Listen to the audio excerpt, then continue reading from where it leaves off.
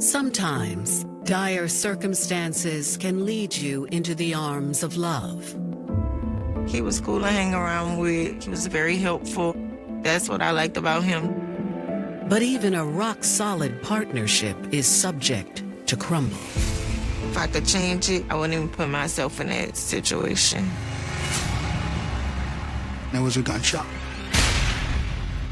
Mass pandemonium, people running to their cars, running away. Police are now very aware that this community is in danger. Cuz was without his mind, talking about stuff. When loyalty is tested in the face of violence, the line between accomplice and lover becomes dangerously thin. She gonna stick by her man, whichever, whoever. What would you do if you was in a relationship with somebody? Would you just turn your back on your partner?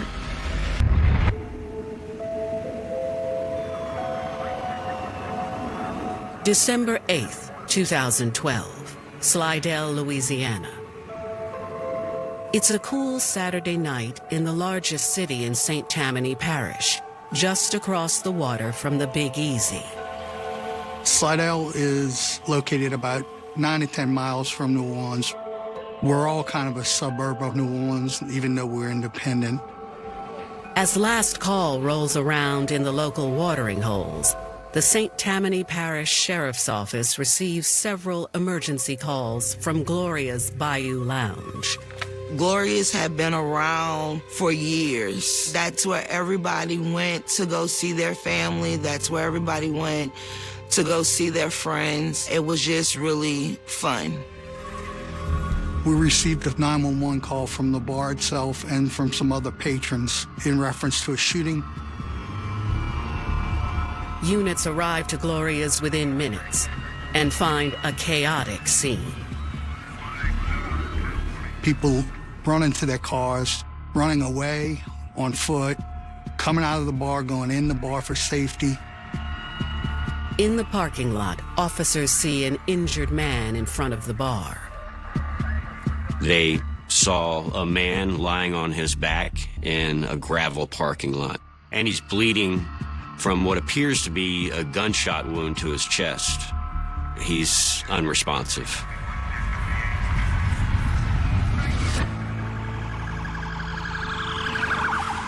Sometime shortly thereafter, an ambulance did arrive on scene and transport the victim. So not too long after he gets to the hospital, he's pronounced dead. Witnesses identify him as 43-year-old Sherman Dees.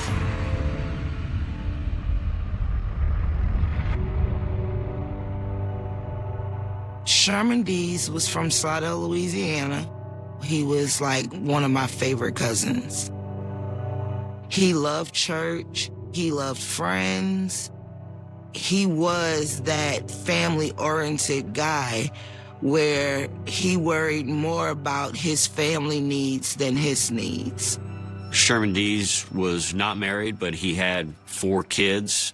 He lived with his mother and took care of her. By the time he entered his 40s, Sherman had been a bachelor for most of his life.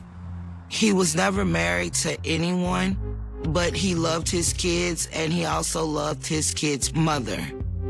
Then true love blossomed in 2009 when he met a woman named Natanya Morris. They loved each other.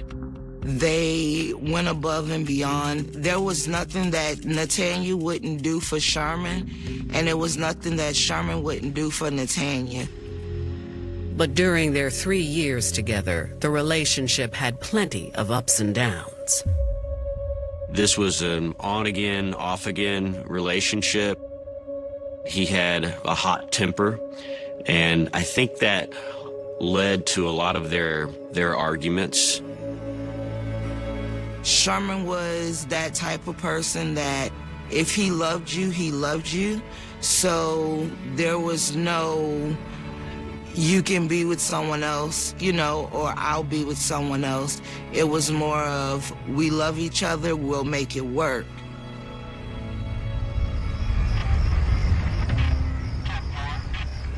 Now, Sherman is dead after being shot in the chest in the parking lot of Gloria's Bayou Lounge. And police must figure out why. The news quickly spreads, especially to family that had been at the bar that night. I got home and my phone rang, and everybody was asking me if I was okay because they knew that I was out there that night. And I told them I was just fine. I never in a million years would have thought that it was my cousin who got killed, because he was laughing and talking with everyone that night. It wasn't no drama, it wasn't no arguing, and all I can do was break down and cry.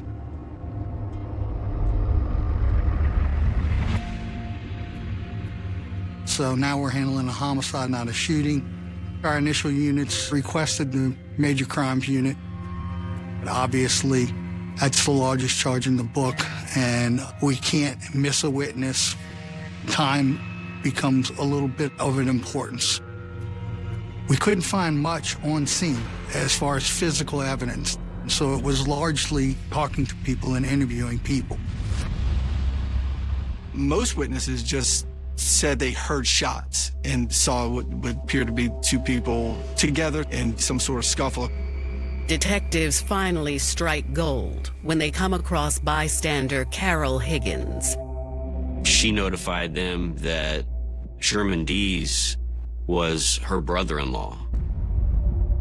Carol had advised that she received a phone call from Sherman sometime around midnight, and that he had been in an argument with an ex-girlfriend at the bar, and he needed a ride home.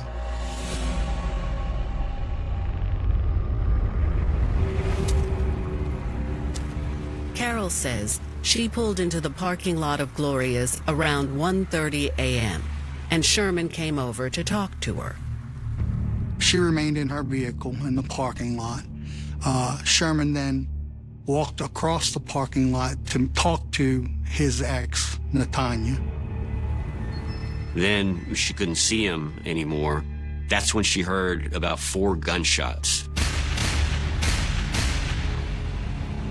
After she heard the shots, she did exit her vehicle. She went over to where Sherman was and noticed him lying face down on the ground, and a lot of commotion, a lot of people around. Some employees of the bar actually came outside and rolled Sherman over and was attempting CPR. During the commotion, Carol says she caught the name of a potential suspect.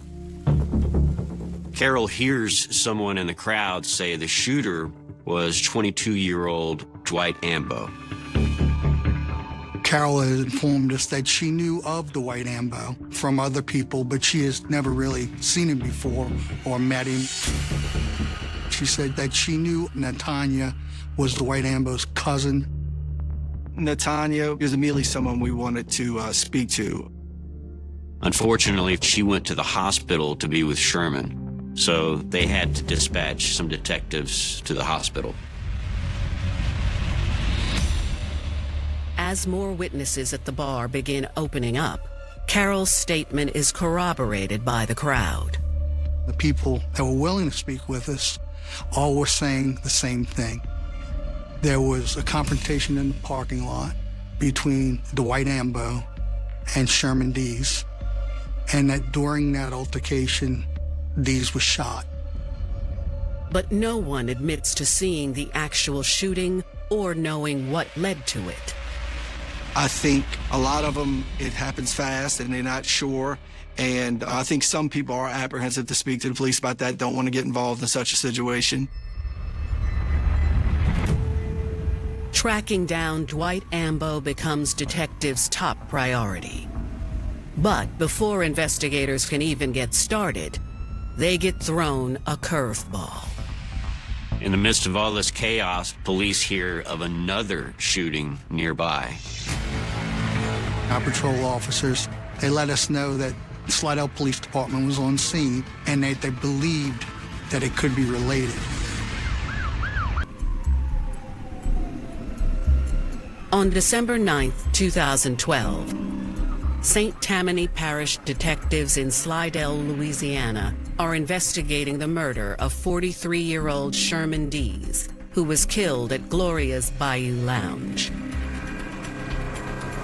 They have the name of the possible shooter, 22-year-old Dwight Ambo. But as soon as they initiate an intensive search, police receive word of another shooting just around the corner. As they got more information, our patrol officers, they let us know that Slidell Police Department was on scene and went over to the second shooting scene nearby. Once they arrive, they meet with a witness named Nathaniel. He said he was on the porch with his cousin Precious Thompson, and he heard something in the distance like a gun cocking, followed by a succession of shots. And they ran inside the house. They took refuge in the house. Nathaniel says he called 911 while Precious took off in her car. There was obvious signs that the home was hit with what appeared to be shotgun fire. Police asked if he knew anything about the shooting at the lounge. That's when Nathaniel says that he'd heard about it because his cousin, Precious, is Dwight Ambo's girlfriend.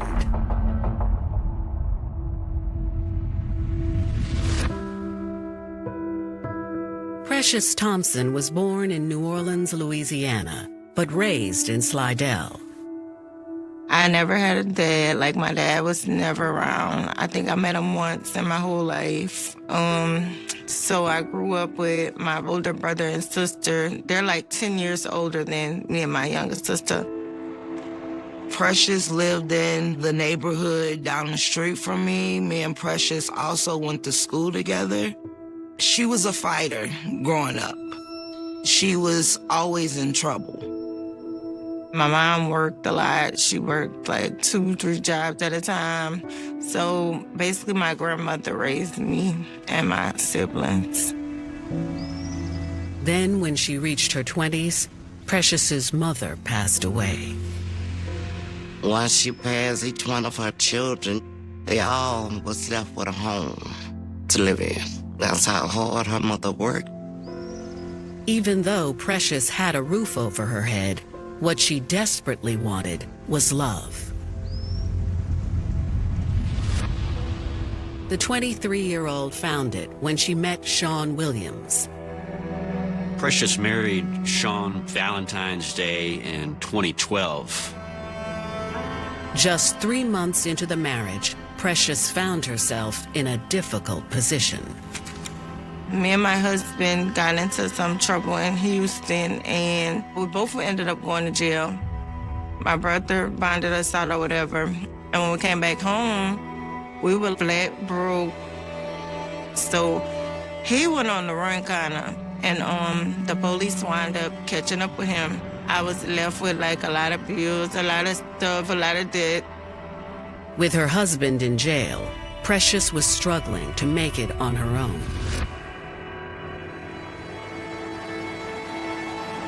That's when someone walked into her life who was willing to help her out. 22-year-old Dwight Ambo.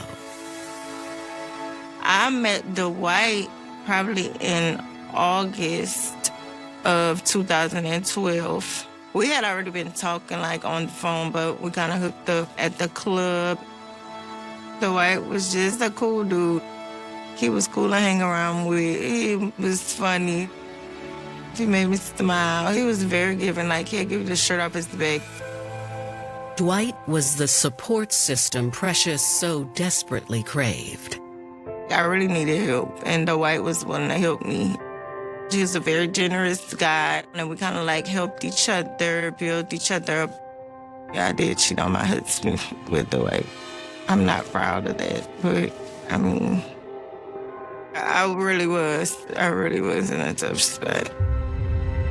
Their lives quickly intertwined, and then something happened that would keep them connected forever.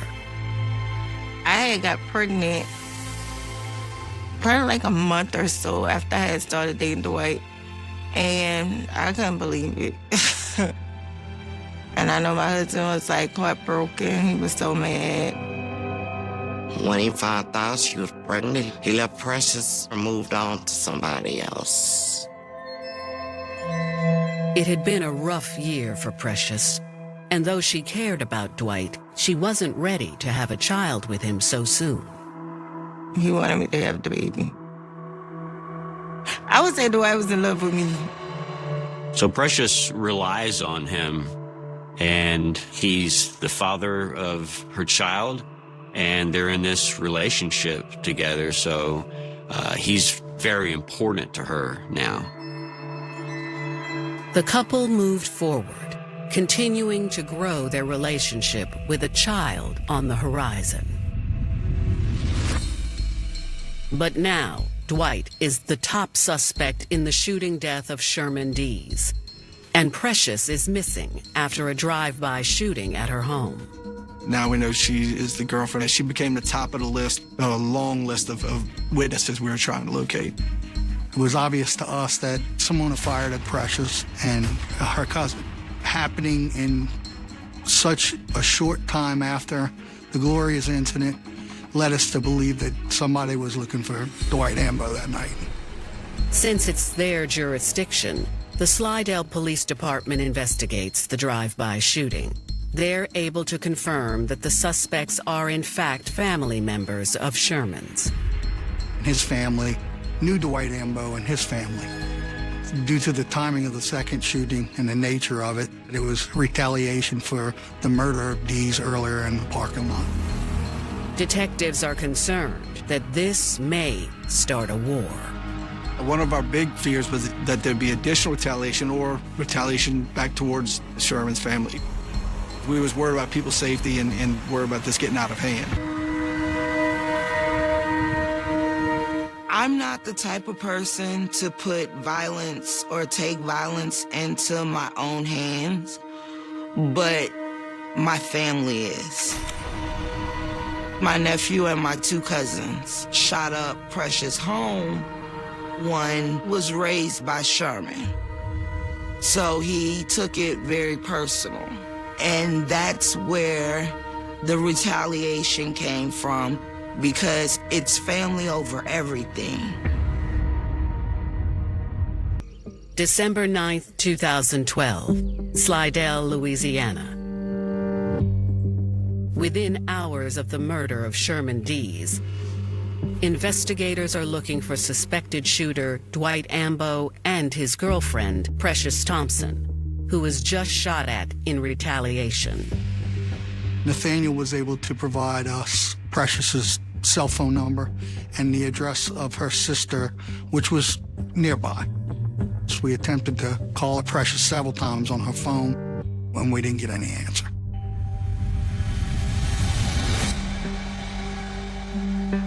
They go to her sister's home and find Precious's car, but no one there.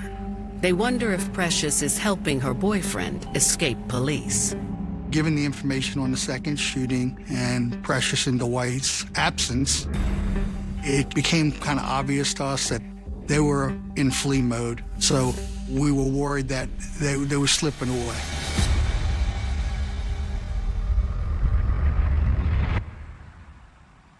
Detectives are anxious to speak with Natanya Morris, who may have had a front row seat to Sherman's murder.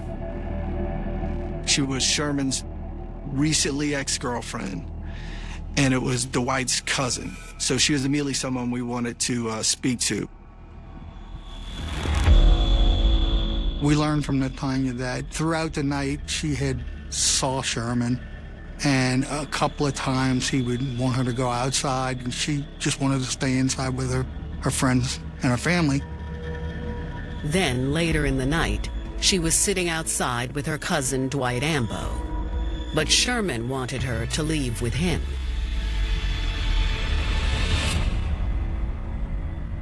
Things get a little heated between Natanya and Sherman, and then Dwight Ambo interjected himself into it and basically placed himself between Sherman and Natanya, telling Sherman that he should leave. she starts to walk away back towards the bar. She can hear them arguing. And that's when she hears the gunshots.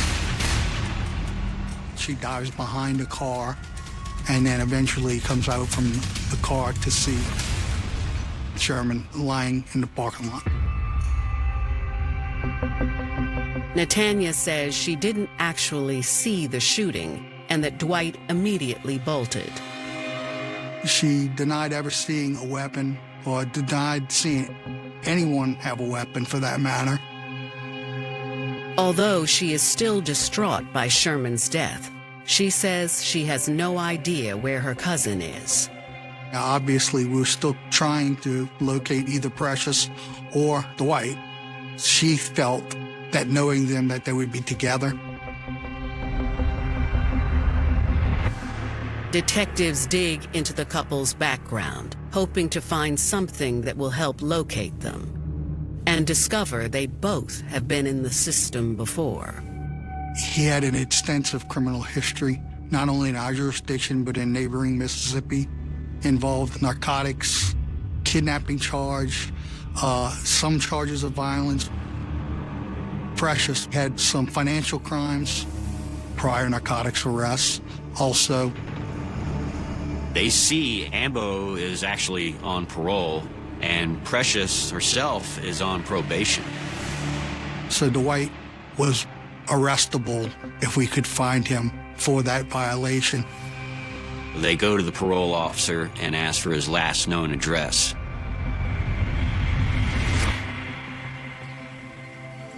So we went there, we met Dwight's roommate, who did say he lived there prior, but had moved out several months before.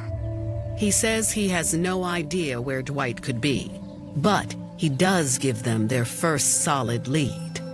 His roommate tells police that a few weeks ago, he actually lent his car to Ambo, and they wanted the license plate number, and he gave it to him. We started doing research through our license plate cameras, and we find that it is captured on camera the night of the homicide, headed in the direction of Mississippi. Investigators reach out to law enforcement in the towns closest to where the car was seen. We provided the description of who we were looking for, why we were looking for him, and that license plate number. We spoke with numerous individuals. They haven't heard from Dwight since the homicide, but they all felt strongly that wherever he was with Precious. It enabled us to apply for a search warrant of Precious's residence. That same evening, on December 9th, around 9:45 p.m., investigators from the Major Crimes Unit arrive at Precious's home with a search warrant in hand. To their surprise, she answers the door and agrees to talk with them at the station. I sat down and spoke with Precious. We were still trying to ascertain whether she was actually aided Dwight Ambo the night or the early morning hours of the homicide itself. But detectives know that Precious isn't your average young woman. She's very street smart. She's not your typical naive girlfriend of someone. She's smart enough to give enough legitimate sounding information where you believe her. In speaking with Precious, we learned that she started to date Dwight Ambo about 4 months ago. He almost immediately moved in with her, and that she was pregnant with Dwight's child. Precious tells police that she did not go to Gloria's lounge that night, but she did get a call from Dwight, and she said he sounded very upset. Dwight told her that he was okay, but that he had been in a fight, and she said he didn't offer up any more information, and she didn't ask. And he never told her where he was. Precious says when shots later rang out at her house, her first instinct was to run. I was just in shock. I didn't know what to do. I didn't know if they were gonna come back. She's concerned for her safety, and she takes her car to her sister's house, leaves it there, and stays with a friend. She advised that she had no direct knowledge of the shooting at Gloria's. She claims she has no idea where her boyfriend could be. And that was it, and she hadn't spoke to him since. To be sure, investigators put in a request for her cell phone records. Before concluding the interview, detectives leave Precious with a warning. We did inform her at that time that any contact or aid she would give to Dwight Ambo in evading the police could be seen as a violation of accessory after the fact, and she could face penalties and arrest.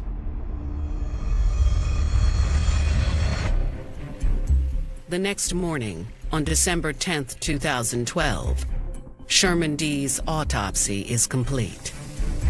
He succumbed to one gunshot wound to the chest.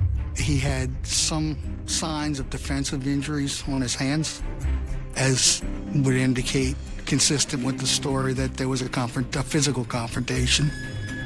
His death is now officially ruled a homicide. And that allowed us to apply for an arrest warrant for Dwight Ambo for the murder of Sherman Dees. As they continue to search for Dwight, police get another big break. Police get an anonymous tip saying that Melvin Webb was at the lounge that night with Ambo, and if anyone was going to help Ambo, it was Melvin.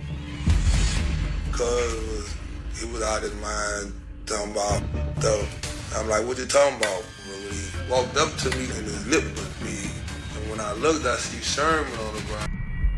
It's been 24 hours since St. Tammany Parish investigators started looking for Dwight Ambo for the murder of Sherman Dees. Then, an anonymous tip comes in that could lead to Dwight. We got some information that his cousin, Melvin Webb, was at Gloria's the night of the murder, and that quite possibly could be the person who helped Dwight flee the scene of the murder. He became very important. We put a lot of resources on locating him. We got information that he was in New Orleans.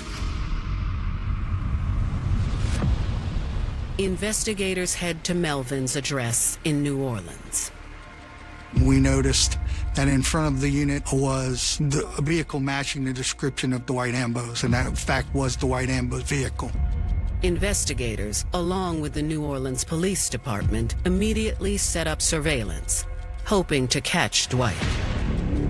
At that point in time, we didn't know where he was, and waited to see if Dwight was going to come out of the house.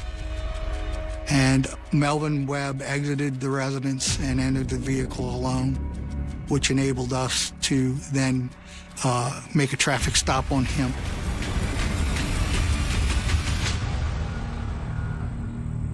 On December 10th, 2012, around 2:30 p.m., investigators sit down with Melvin at the New Orleans Police Department. Melvin Webb tells police that he's Ambo's cousin and that he was at the lounge that night, but he says he didn't actually see the shooting, he just heard the shots. I heard the shots, but I never think Dwight would have shot him. Have you ever known Dwight to have a gun? Never. They immediately recognized that he was not being forthcoming, that he was hiding information. He did say that the cell phone in his possession was Dwight Ambo's, and that he did in fact have Ambo's vehicle. Investigators confiscate the cell phone to check the call records. They also put pressure on Webb. So Mr. Webb went on to expound on how he came into possession of Mr. Ambo's vehicle and his cell phone. Basically said after what happened at Gloria's, he sees Dwight Ambo, and Ambo appears like he had a bruise on his head, had a busted lip. Cuz he was out of his mind talking about stuff. I'm like, what you talking about? When he walked up to me and his lip was big, And when I looked, I see Sherman on the ground. I ran over there by Sherman. When I looked back with him, he was gone. So Mr. Webb is left with Dwight's car, Dwight's phone. So naturally, instead of notifying the police, he got in Dwight's car with his phone and drove it back across the lake to the New Orleans area where he was staying. Okay. When's the next time you talked to Dwight? A little while after that. Have you seen him? No.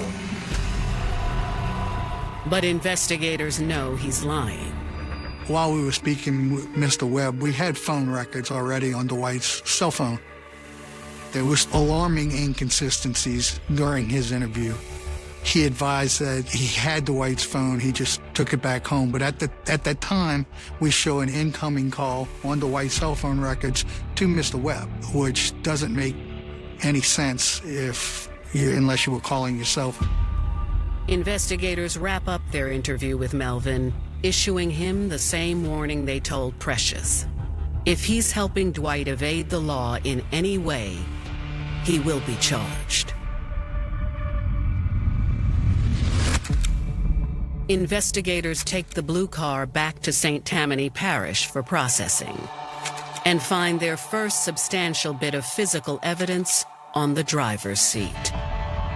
Our crime scene techs located some traces of human blood. Subsequent DNA testing proved it to be our victim Sherman Dees' blood. The following day, on December 12, 2012, investigators received their warrant for Dwight's arrest on the charge of second-degree murder. Now we could full-on hunt for Dwight Ambo. And we felt he had to be getting aid from someone, either friends or family or Precious, so we did a press release.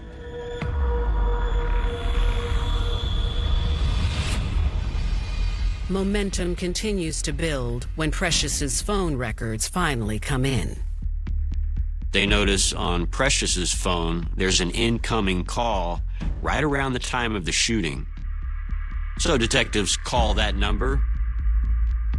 We ended up speaking to one woman who gave us probably one of the larger breaks in the case. He told me that he shot someone, and he didn't really know if the person was deceased or not. Ambo's pregnant girlfriend, Precious Thompson, and his cousin, Melvin Webb. St. Tammany Parish detectives get a warrant for his arrest for the murder of Sherman Dees. Then there's a huge break in the case. In checking the phone records of Precious Thompson, we saw a call come in almost right after the homicide. It came back to a female named Jessica. On December 13, 2012, homicide detectives meet with Jessica Jones at the station. She sat down for an interview voluntarily, and she told us the story of how that phone call was made. Jessica tells investigators that on the night of Sherman's murder, she was in Mississippi at the home of her friend Tricia Maxwell, another cousin of Dwight's. Dwight Ambo showed up at the residence early morning hours. Dwight was there panicking that night. She was approached by Dwight and used her phone to call apparently Precious. Then Dwight told them what happened that night. He kind of opened up and described how Sherman Dees was trying to get his cousin, Natanya, to leave with him, and that they were having an altercation. Ambo says he got involved because he wanted to stop Sherman from bothering Natanya, and he flashed his gun. But instead of backing down, Sherman got even more aggressive. Dwight withdrew the weapon and pointed it in Sherman's direction. Sherman actually pushed the weapon down, and they began to tussle. And that's when the gun went off. Sherman falls to the ground, and Ambo runs towards his car to get in and head towards Mississippi.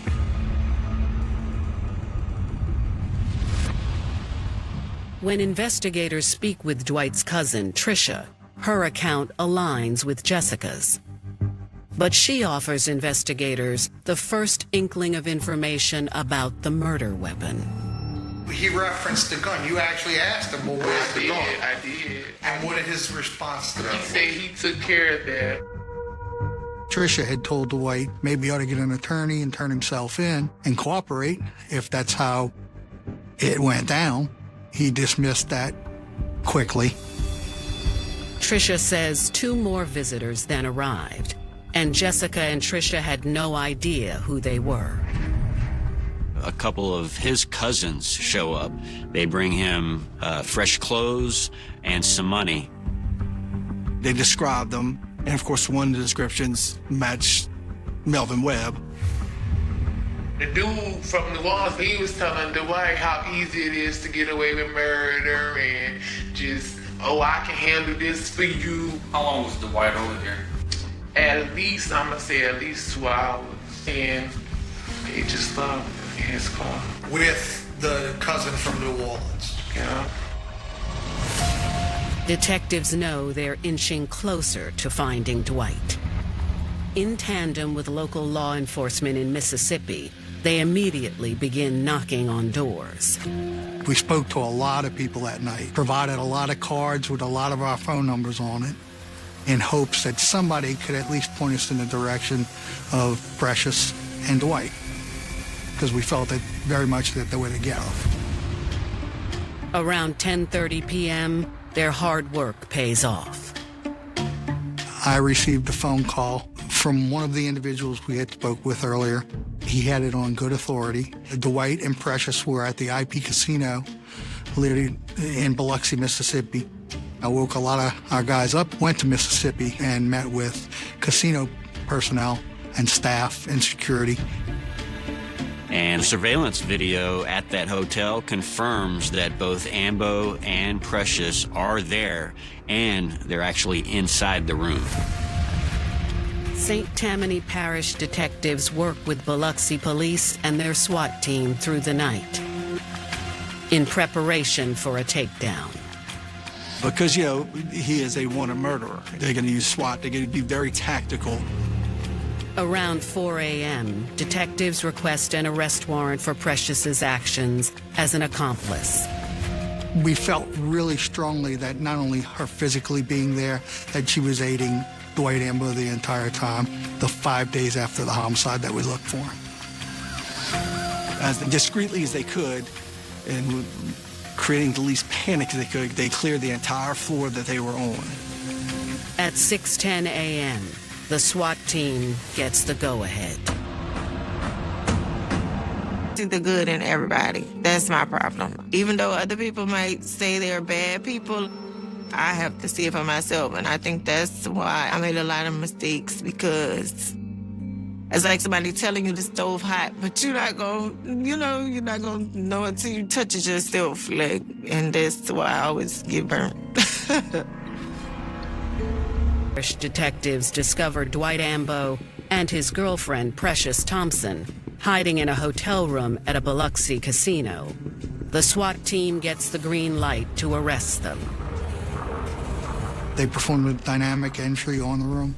Dwight Ambo and Precious Thompson offered no resistance to the SWAT officers as they were handcuffed and brought out. As soon as they were in the hallway, Precious and I made eye contact, and she said, "Detective Keith, I was just about to call you." Dwight and Precious are transported separately to the Biloxi Police Department jail. When St. Tammany Parish detectives meet with them, they refuse to talk and are eventually brought back to Slidell. Dwight was charged with the second-degree murder, which the warrant was issued for. Precious was charged with 1 count of accessory to second-degree murder and 1 count of obstruction of justice.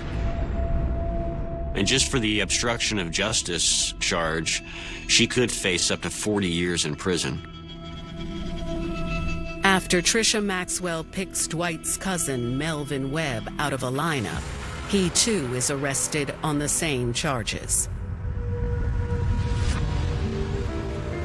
As Precious and Dwight ruminate behind bars, news of their capture spreads throughout their close-knit community.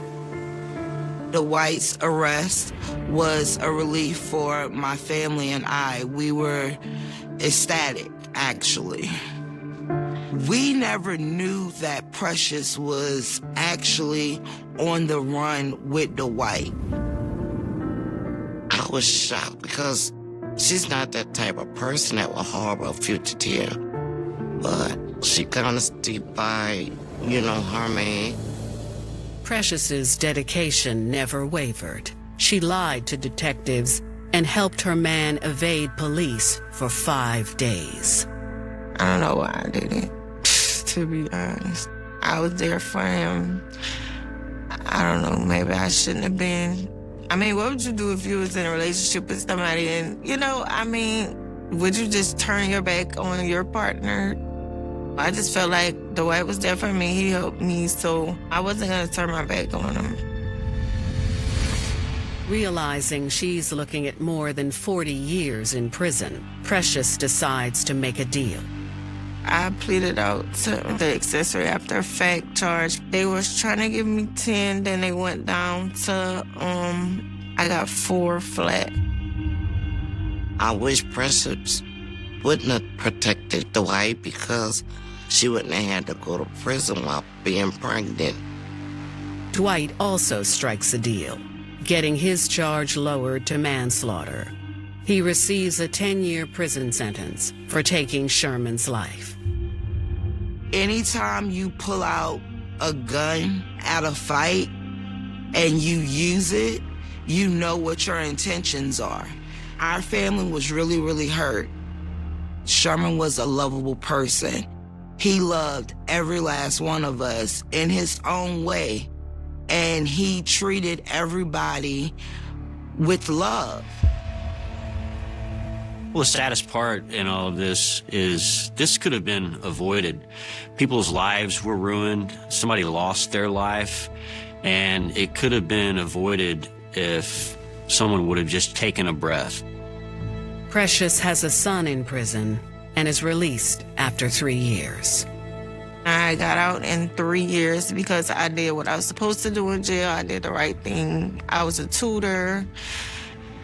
I worked. Yeah, I did hair in jail, so I made it out okay.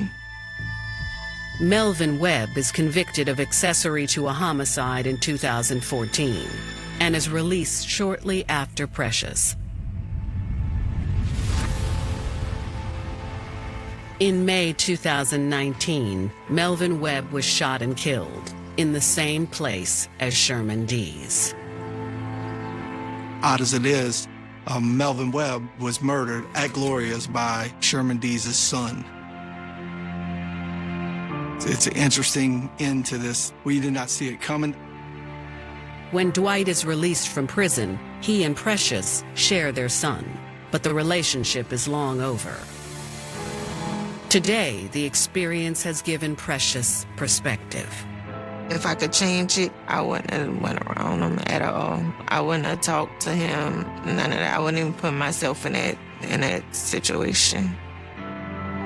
I just knew that Sherman was loved. He was a good person. The freezing mountain air of Denver in the winter of 2002 did not just preserve the city's snow-covered peaks.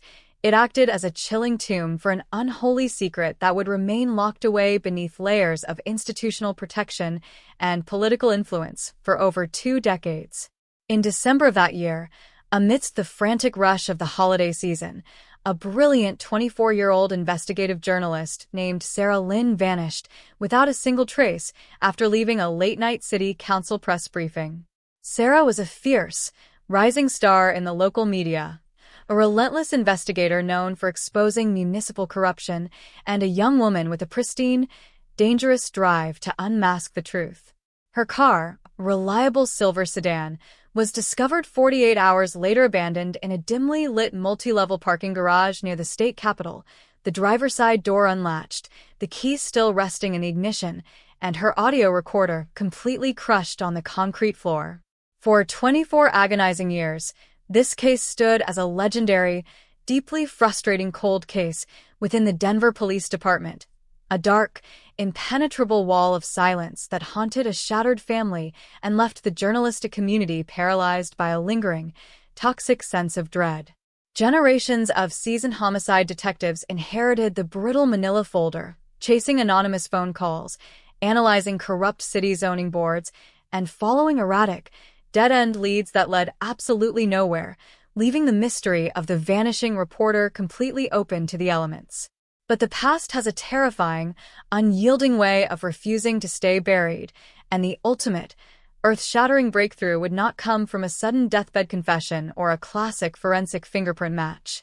Instead, it would be detonated by the emergence of cutting-edge genetic genealogy, a revolutionary investigative science that systematically mapped out the phantom killer's exact bloodline, leading straight to a jaw-dropping, community-shattering arrest that would instantly unmask a monster hiding in the plainest sight. The cuffs did not close around the wrists of a transient drifter or a known gang member.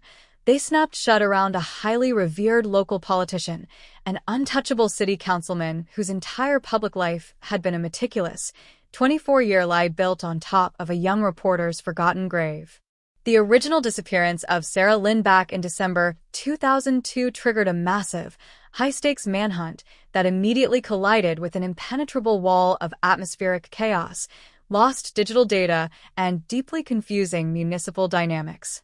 The night she vanished, a historic, record-breaking blizzard had ripped through the mile-high city, unleashing a blinding torrent of snow, sub-zero wind chills, and howling gales that effectively scrubbed the primary crime scene of all vital physical metrics within minutes.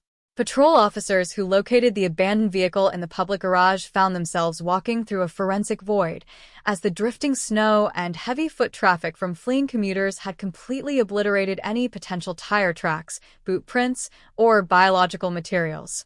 A charismatic young community organizer named Thomas Hayes, who had just launched his first ambitious campaign for city council, was recorded as the last known person to speak with Sarah, telling detectives at the time that she had left the building in a state of intense professional excitement after chasing a tip regarding a real estate fraud ring.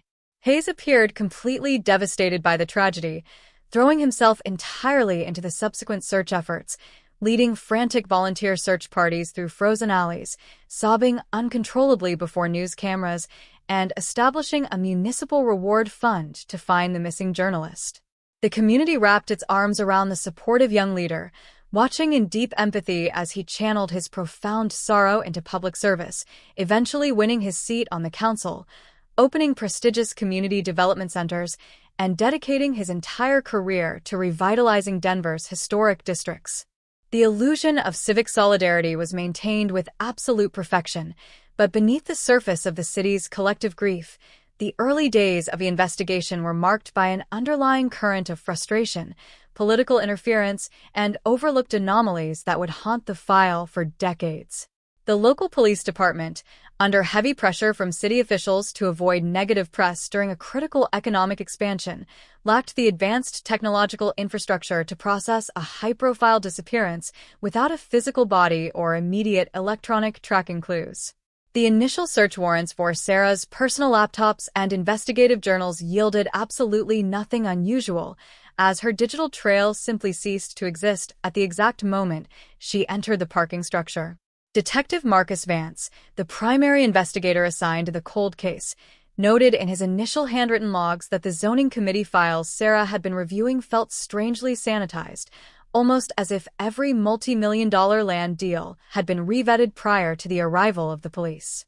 Yet, without a single shred of physical evidence to contradict Thomas Hayes' timeline or suggest foul play within the political inner circle, the authorities were forced to treat the case as a random abduction gone wrong, a silent tragedy swallowed by the winter storm. The true nature of the crime was systematically suppressed by the passage of time, the rapid gentrification of the urban landscape, and the complete institutional exhaustion of the local homicide unit, which saw the Lynn file grow colder with each passing winter cycle. The silver sedan was eventually moved to a dusty police impound lot, its interior stripped of its immediate relevance, its leather seats cracking under the fluctuating Colorado seasons while the original detectives retired one by one, carrying the unsolved enigma like a quiet curse into their personal lives. Thomas Hayes, meanwhile, operated with the absolute, unshakable confidence of a predator who had successfully navigated the legal system, using his immense political power and public adoration as a natural, institutional shield that no contemporary forensic science could ever pierce. He understood that in 2002, the legal system was entirely dependent on primitive blood typing and fingerprint analysis, tools that were completely useless when dealing with a pristine, wiped crime scene. By stepping into the political vacuum and assuming the role of the city's moral conscience, Hayes didn't just escape the suspicion of the law, he captured the unconditional admiration of the very community that should have been hunting him down. The psychological toll of this performance must have been monumental, yet Hayes wore his mask of legislative excellence with a terrifyingly fluid grace, building a massive political legacy on the very foundation of his victims' stolen future.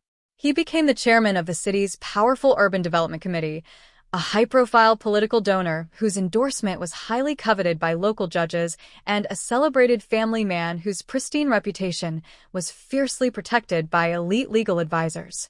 He spoke frequently at journalism awards about the vital importance of a free press and the tragic loss of brilliant minds like Sarah Lynn, his eloquent words serving as an invisible, impenetrable fortress that kept the dark reality of that December night permanently buried in the past. To the world, Councilman Thomas Hayes was a living monument to civic resilience, a man who had stared into the void of an unthinkable community tragedy and emerged as a beacon of light for the entire state, entirely safe in his belief that the mountains would hold onto his secret until the end of time. But history is not a static document that can be permanently redacted by the wealthy and powerful. It is a living, breathing ledger that remains remarkably patient, waiting for the arrival of tools sophisticated enough to read the microscopic data hidden within the margins. The file on Sarah Lynn remained tucked away in a cardboard box in the subterranean vaults of police headquarters, a yellowed artifact of a grittier, less technologically advanced era of law enforcement, but its physical contents remained uncompromised by the passage of 24 years. Every hair fiber, every scrap of fabric, and every tiny shard of glass recovered from the crushed audio recorder had been preserved in sealed plastic bags by property clerks who had long since passed away, their meticulous adherence to storage protocols unwittingly creating a temporal capsule that would eventually dismantle the perfect crime. As the world outside the vault transformed into a hyperdigitized, interconnected network of genetic databases and advanced biochemistry, the biological material trapped within that box was waiting for its day of judgment, a genetic time bomb ticking silently beneath the feet of the city's most respected politician. The turning point arrived in the winter of 2025, when a newly formed, highly specialized federal cold case task force assumed jurisdictional control over the stagnant Lynn file, utilizing an investigative methodology that was completely unimaginable to the detectives of 2002. They did not begin by re-interviewing the aging, fading witnesses or tracking down old paper logs. Instead, they went straight to the evidence vault, bypassing the traditional lines of local political influence to subject the physical remnants of the crushed audio recorder to a comprehensive, high-definition molecular sweep. The team was led by a new generation of forensic specialists who viewed every crime scene not as a collection of visible clues, but as a rich, microscopic landscape of cellular data that could be harvested and deciphered using the vanguard tools of modern genomics. When they applied vacuum-assisted collection devices to the interior mechanics of the shattered recorder's battery compartment, they weren't just looking for a random fingerprint. They were digging for the invisible, indelible signature of a killer's panic, a molecular artifact that would finally break the 24-year deadlock and expose the dark truth behind Denver's favorite political success story. The specialized task force's high-definition molecular sweep did not just harvest random cellular debris.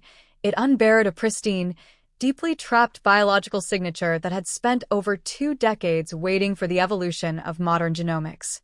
Deep within the internal, metallic hinges of the battery compartment, a structural area completely shielded from the degradation of chemical cleaners and the superficial dustings of the property clerks, the vacuum-assisted collection devices successfully pulled a microscopic concentration of skin cells and dried blood. In 2002, an atmospheric deposit of this minuscule size would have been completely invisible and entirely useless to the primitive DNA testing methodologies of the era, which required massive, liquid stains to draw even the most basic, inconclusive genetic profiles. But under the unyielding, advanced scrutiny of modern forensic biochemistry, this forgotten speck of biological material represented an uncorrupted treasure trove of complete nuclear DNA, ready to be digitized, sequenced, and weaponized by the unyielding machinery of federal justice. The recovered biological material was immediately transported under a strict, federal chain of custody to a specialized next-generation sequencing laboratory, where technicians began the delicate process of amplifying the ancient genetic material using highly advanced polymerase chain reaction techniques. The automated sequencing arrays processed the sample for 72 continuous hours, mapping out the entire, ultra-high-density genomic blueprint of the unknown individual who had violently crushed that recorder on the night of December 14, 2002. When the resulting digital DNA profile was finalized, forensic analysts did not launch a standard, localized query within traditional law enforcement databases, which only contain the genetic markers of convicted, high-profile offenders. Instead, they uploaded the comprehensive genotypic file into the massive, interconnected global networks of commercial genetic genealogy databases, vast digital repositories containing the ancestral records of millions of ordinary citizens who had voluntarily submitted their DNA for family heritage tracking. The specialized genetic genealogy algorithms process the data with a rapid, blinding velocity, weaving through millions of familial connections, family trees, and generational public records before returning a massive, undeniable statistical match that left the investigative team in a state of absolute, paralyzed shock. The DNA extracted from the 24-year-old cold case was a direct genetic match to an immediate family member of Thomas Hayes, the iconic city councilman who had built his political empire on the very foundation of the victim's stolen future. For more than 2 decades, Hayes had walked the corridors of power with the absolute, arrogant certainty of a criminal who possessed total institutional immunity, confident that his public position and elite social standing would permanently shield him from legal exposure. What the brilliant politician failed to anticipate was that a distant cousin, uploading a simple saliva sample to a heritage website 3 states away, would unwittingly hand the federal government the master key to his darkest, most lethal secret. The realization that the city's most revered legislative reformer was a calculating, cold-blooded murderer tore through the task force headquarters with the explosive force of a bomb, instantly reorienting the entire architecture of the cold case. The investigative focus shifted immediately from an open-ended missing persons search to a high-risk, aggressively managed public corruption and homicide operation, with federal prosecutors working in total isolation to construct an unassailable legal trap before Hayes could catch wind of the forensic breakthrough. They knew that a man of Hayes's immense financial stature, deep political connections, and profound institutional influence within the Colorado judiciary could effortlessly suppress a localized warrant or flee the country if he saw the law approaching even an hour in advance. For 3 intensive, sleepless weeks, the clandestine task force worked around the clock, meticulously mapping out the councilman's daily routines, financial channels, and private security systems, preparing for a dramatic, surgical strike that would permanently tear away his pristine public mask and force the entire community to confront the terrifying monster that had been leading them for generations. The tactical plan for the arrest of Councilman Thomas Hayes was executed with an aggressive, direct force that sent an immediate, paralyzing shockwave through the highest echelons of Denver society, shattering the peaceful morning routine of the Civic Center Plaza. On a bright morning, as the revered politician stepped out of his luxury vehicle in the private parking structure of the City Hall complex, carrying his leather briefcase and a stack of legislative briefs, he was quietly, efficiently surrounded by 6 plainclothes federal marshals and seasoned detectives from the cold case squad. There were no flashing sirens or shouting megaphones. The lead detective simply stepped into his path, identified himself, and read the warrant for the first-degree murder and kidnapping of Sarah Lynn executed in December 2002. The reaction from the 58-year-old politician was not an outburst of righteous anger or a demand for his legal counsel. His face drained of all color, his hands began to tremble with a violent, uncontrollable shaking, and he let out a long, shuddering sigh of absolute, exhausting defeat, as if a heavy, crushing weight had suddenly been lifted from his soul. The news of the arrest spread across digital networks like a wildfire, the media instantly screaming the Chandong headlines to millions of stunned citizens. Denver 2002 cold case solved. Genetic genealogy unmasks local politician. The public's initial reaction was a chaotic mixture of profound disbelief, collective shock, and immense political panic as city boards, charitable foundations, and high society families scrambled desperately to cut all ties with a man who had been exposed as a calculating killer. How could a beloved public servant, a man who had spent 2 decades drafting urban renewal bills and comforting the families of crime victims, be connected to a brutal, forgotten execution from the early 2000s? While the media circus intensified outside the federal courthouse, investigators were already deep inside the interrogation rooms, confronting the veteran politician with the unyielding, absolute precision of the genetic genealogy data. Hayes sat in total silence for the first several hours of the questioning, his blank eyes staring fixedly at the steel table, his mind desperately searching for a legal loophole that his millions of dollars could buy. But when the district attorney laid out the color-coded genetic charts, proving that science had traced the biological material on the crushed audio recorder directly to a specific branch of the family tree, the politician's psychological defense completely dissolved into ash.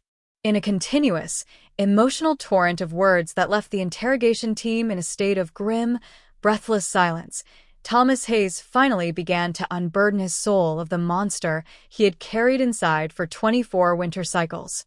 He took the detectives back to the freezing night of December 14, 2002, describing a toxic, deep-seated reality of financial greed, political ambition, and ruthless self-preservation that had been completely hidden behind his picture-perfect public image. Sarah Lynn had uncovered a massive, multi-million-dollar illicit kickback scheme where Hayes was systematically manipulating city zoning contracts to enrich a group of predatory real estate developers in exchange for untraceable campaign cash. Sarah had confronted him in the parking garage that night with her digital recorder running, giving him an ultimatum that would have resulted in his immediate public ruin, permanent disgrace, and a lengthy federal prison sentence before his political career could even begin. The ultimatum triggered a sudden, narcissistic rage within Hayes, who decided that the only way to save his own future was to permanently, violently eliminate the young journalist from the canvas of reality. A violent, desperate struggle ensued in the dark corners of the concrete structure, with Hayes utilizing his physical strength to overpower the young woman, crushing her audio recorder beneath his heel as she fought desperately for her life. He then forced her into the trunk of his own vehicle, driving her out of the city plaza under the cover of the blinding blizzard to an abandoned industrial brick factory he owned on the rural outskirts of Denver.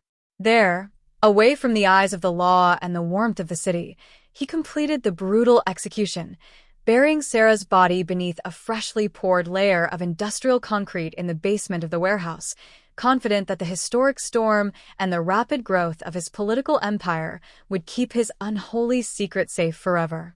The physical verification of Hayes's confession became the next, deeply emotional focal point of the task force's efforts, as a massive recovery convoy consisting of forensic anthropologists, geological radar specialists, and heavy excavation units descended upon the decaying industrial site.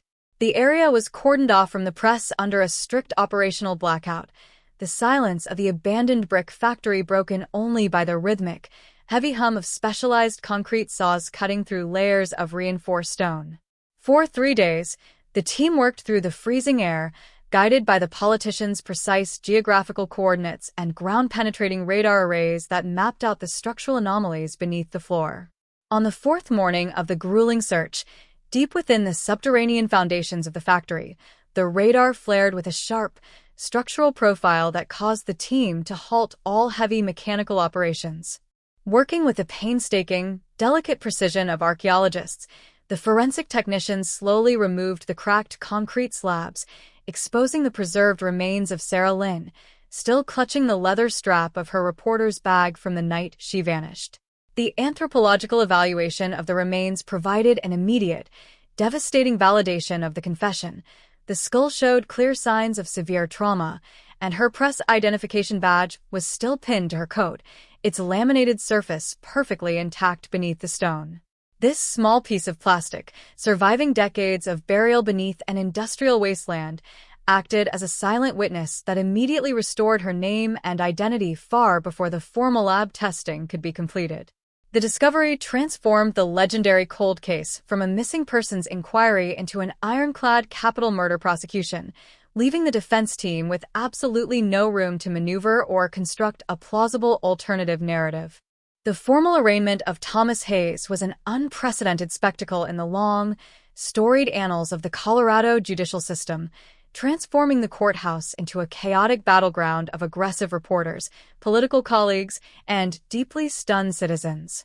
The courtroom was packed to its absolute maximum capacity, the air thick with a suffocating tension as people pushed against the wooden barriers just to catch a brief glimpse of the fallen councilman sitting at the defense table in handcuffs.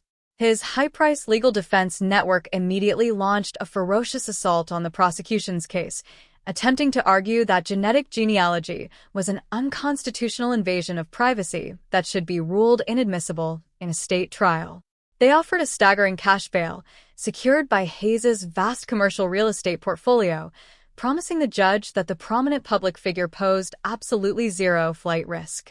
But the state prosecutors stood their ground with an unyielding, fierce determination, presenting the court with a narrative of a crime so calculated and a multi-decade cover-up so extensive that it demanded the total, uncompromising denial of bail regardless of the defendant's immense wealth or political status. The lead district attorney argued with piercing clarity that Hayes possessed the financial liquidity and international connections to easily escape American justice, fully capable of fleeing the country to avoid a mandatory life sentence. The judge, visibly shaken by the sheer severity of the forensic evidence pulled from the concrete grave and the historic, systemic deception of the case, denied bail entirely, remanding Thomas Hayes directly to a high-security cell. This harsh fortress of concrete and iron was a universe away from his luxury country club estate, a stark reality that signaled to the entire community that the old rules of political privilege had been permanently shattered. The trial of Thomas Hayes commenced in the blazing summer of 2026, drawing an unprecedented global digital audience as live television cameras were officially permitted into the historic courtroom, capturing a modern city confronting its oldest, darkest political scandal. The state prosecution opened its monumental case with a devastatingly minimalist, high-impact presentation, displaying a massive photograph of a smiling, 24-year-old Sarah Lynn directly alongside the modern, high-definition digital map of the genetic genealogy tracking tree. The lead prosecutor walked the 12 selected jurors through the precise, terrifying timeline of the original 2002 execution with a cold, clinical precision, letting the forensic data speak for itself while systematically stripping away the legislative prestige and humanitarian mystique that had surrounded the wealthy councilman. The prosecution called elite molecular biologists who explained the astronomical mathematical certainty of the genetic analysis, demonstrating to the jury how the biological material trapped within the crushed recorder matched Hayes's DNA with an absolute clarity that left no room for rational doubt. The defense attorneys, fully realizing that they could not defeat the absolute forensic reality of the genetic genealogy match, shifted their strategy to a desperate, aggressive attack focused entirely on the mental competence of the defendant and the integrity of his confession. They brought in hype-priced psychiatric consultants who attempted to argue that Hayes was suffering from a severe, late-stage psychological breakdown, suggesting that his confession was the result of a fractured mind succumbing to the intense pressure of a coercive federal interrogation. They claimed that the veteran politician had spent decades carrying an intense, irrational public stress over the unsolved crimes in his district, a trauma that had corrupted his actual memories until he mistakenly believed he was the killer. But the prosecution countered this defense with devastating efficacy, presenting hours of unedited video footage from the interrogation room that showed Hayes describing the specific, unpublicized structural layouts of the brick factory and the exact mechanics of the zoning fraud with absolute clarity. The emotional climax of the entire proceeding occurred when the prosecution introduced the physical items recovered from the concrete grave, including a small, engraved pen that Sarah had received from her parents on the morning of her graduation, an item that had been packed inside her reporter's bag for 24 long years. The courtroom was dead silent during this presentation, the only audible sound being the soft weeping of ordinary citizens in the gallery, confronted directly with the raw, horrifying human cost of the politician's multi-decade lie. The jury deliberated for less than 3 hours before returning a unanimous verdict of guilty on all counts of first-degree murder, kidnapping, and tampering with public evidence, bringing a swift, decisive end to a 24-year run of criminal immunity. The judge sentenced Thomas Hayes to life imprisonment without the absolute possibility of parole, delivering a scathing rebuke that echoed through the entire state capitol, declaring that his entire career of public service had been nothing more than a grotesque, hollow performance designed to escape the judgment of the law. In the immediate aftermath of the historic verdict, the city of Denver underwent a profound process of collective reflection, turning its public attention entirely away from the monster who had committed the crime and focusing instead on honoring the memory of the young investigative journalist who had been erased from history. The local press association announced the creation of a permanent, full-tuition endowment in her name, explicitly dedicated to supporting young investigative reporters from diverse backgrounds who possess the same fierce moral clarity and passion for truth that she had embodied. The name Hayes was permanently, aggressively erased from the walls of the community centers, the municipal development parks, and the charitable foundations that the politician had funded, a total cleansing of a public legacy built on top of a dark, hidden grave. The successful prosecution proved to the entire nation that no case is truly dead as long as science possesses the patience to read the language of the forgotten, and that the passage of time can never diminish the unyielding, absolute demands of human justice. The courtroom battle had ended, but the shockwaves continued to vibrate through the thin mountain air, dismantling the social fabric of an entire generation of political elites who had championed Thomas Hayes as a visionary reformer. The public realization that a man could walk among them, draft their local laws, and sit at their charity galas while harboring the concrete tomb of a young reporter he had brutally destroyed created a deep, structural paranoia within the community. Investigative teams began to unearth older civic records, questioning how many people in the upper echelons of the city's institutions had turned a blind eye to the inconsistencies in Hayes's early real estate deals in exchange for political favors and corporate donations. The grand legislative legacy that once defined his name was thoroughly dismantled, stripped of its honor, and revealed to be nothing more than a desperate, multi-decade attempt to outrun the silent, unyielding reach of forensic truth. As the late autumn sun of 2026 began to set behind the jagged silhouette of the Rocky Mountains, casting long, crimson shadows across the valley floor, the true weight of the cold case finality settled into the hearts of the citizenry. The memory of Sarah Lynn was no longer trapped in the suffocating darkness of a hidden industrial basement. Her story had been reclaimed, her investigative work honored, and her stolen future acknowledged by the very community that had spent decades celebrating her executioner. The unyielding precision of modern genetic genealogy had broken the perfect crime, proving that no matter how much wealth is accumulated, how many public monuments are built, or how much time is allowed to pass, the truth remains an absolute, unstoppable force that will eventually demand its debt in full. The atmospheric violence of the December 2002 blizzard did not merely freeze the transportation networks of the Mile High City. It provided an immediate, highly effective tactical shroud for a brutal act of political self-preservation that was designed to remain permanently invisible to the naked eye. When the patrol officers first secured the perimeter of the abandoned silver sedan on the third level of the state capitol parking structure, they were entering a highly compromised environment that defied the standard investigative protocols of the era. The bitter sub-zero temperatures had caused the vehicle's electronic components to contract, while the fine, wind-driven ice crystals had drifted through the unlatched driver's side door, coating the steering wheel, the dashboard, and the floor mats in a thick layer of frost that effectively encapsulated any latent biological material or trace fibers. The crushed audio recorder, lying exactly 3 feet from the front tire, was the only physical indicator that a desperate, high-stakes physical confrontation had taken place beneath the concrete beams before the storm reached its peak.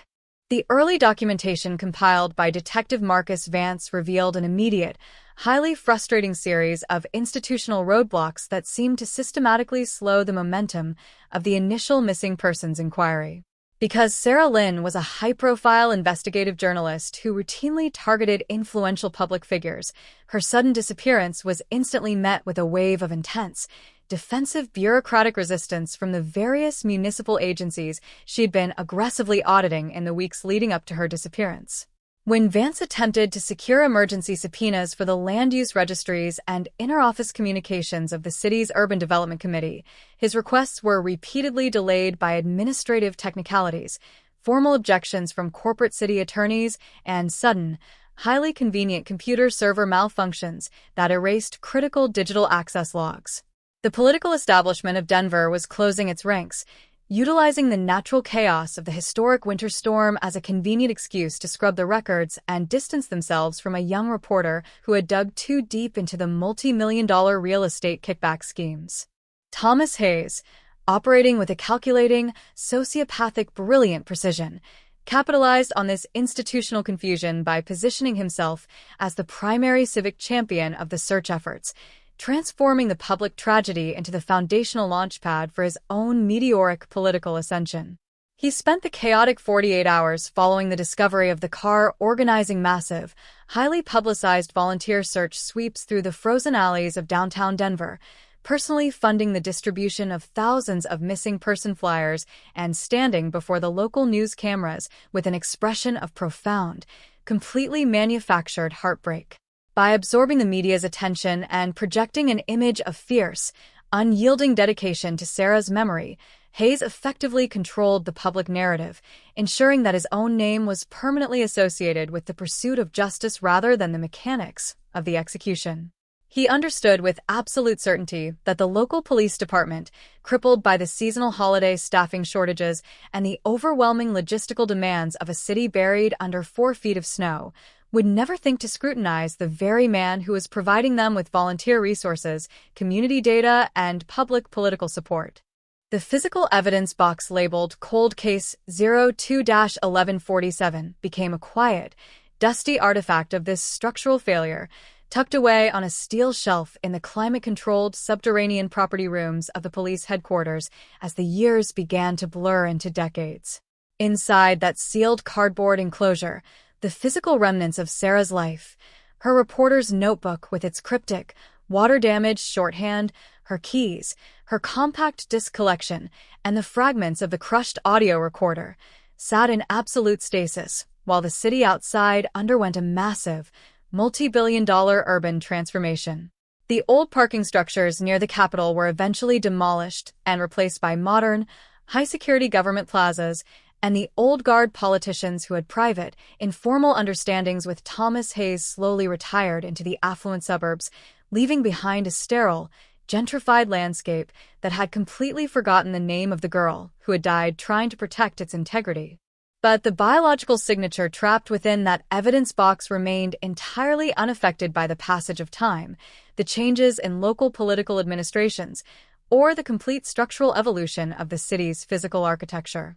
The skin cells and microscopic blood droplets that Hayes had inadvertently left behind during his frantic struggle to destroy the digital recording device were locked in a dark, dry environment, their nuclear DNA structures tightly bound and protected from the standard environmental elements that usually destroy forensic data. While Hayes rose through the legislative ranks to become the most powerful urban development chairman in the history of the city, his entire public identity was being quietly shadowed by a molecular time capsule that was completely invisible to his elite legal networks and high-priced public relations teams.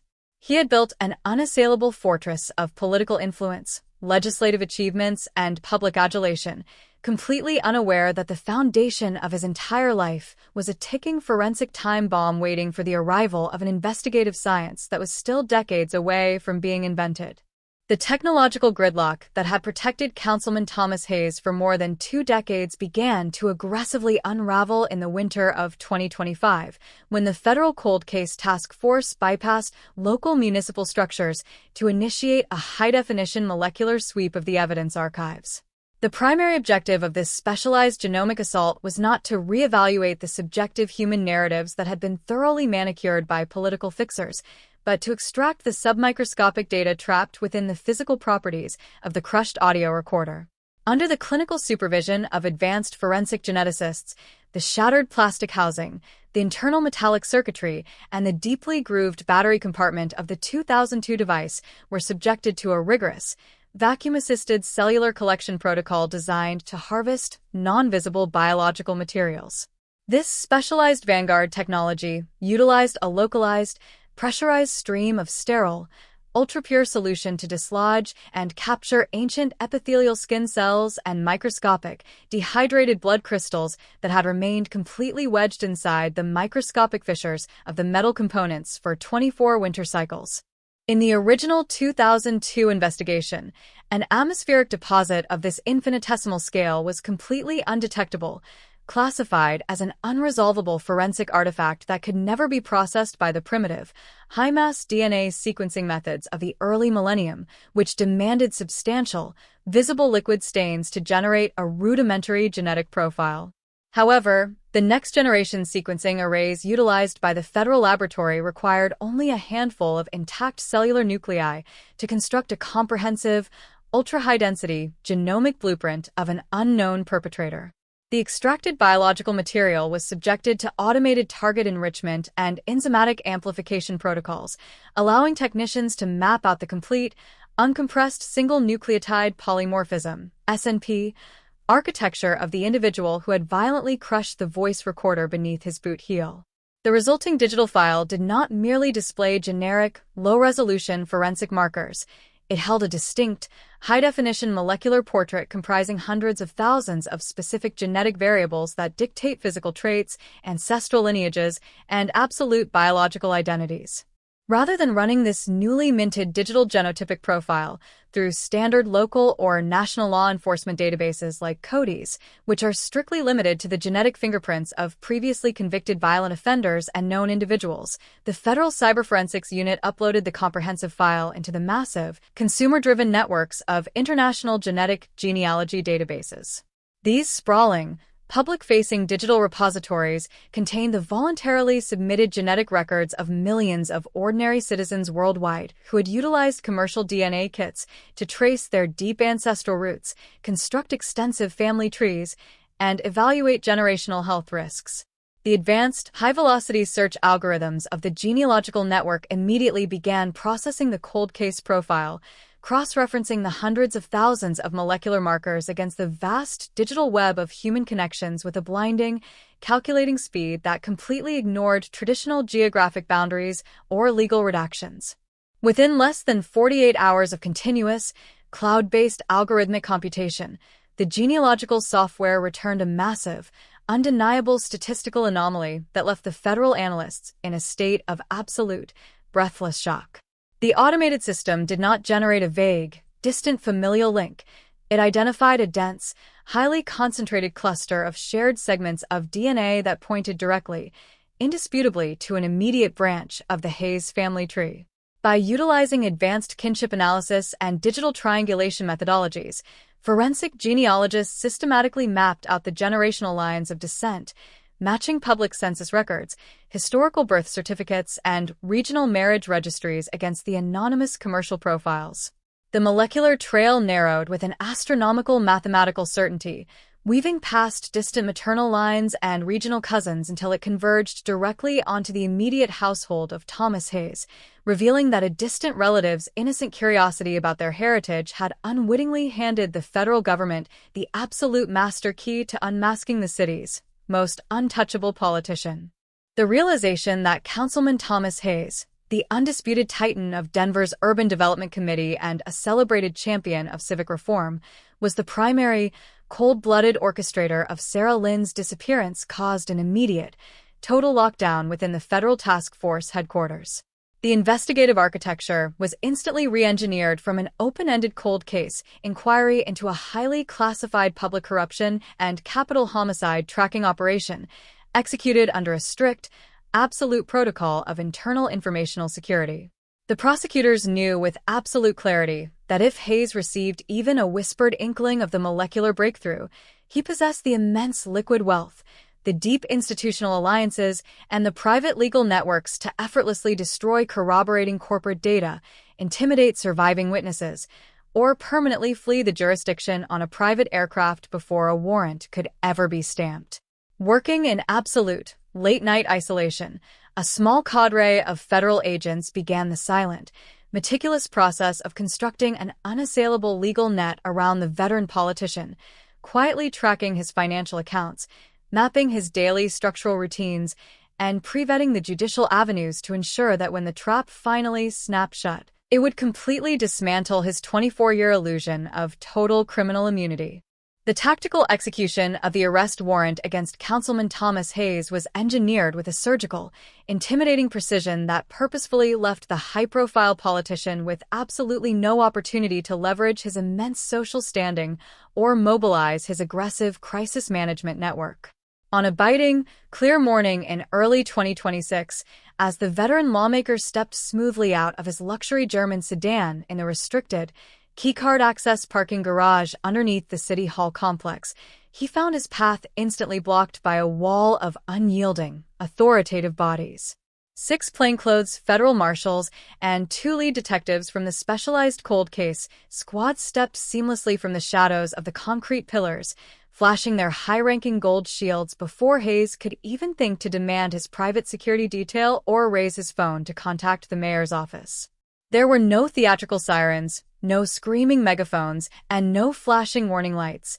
The operational commander simply stepped within inches of the politician's face, verified his full legal name, and read the indictment for the first-degree murder, kidnapping, and structural obstruction of justice relating to the December 14, 2002 disappearance of Sarah Lynn.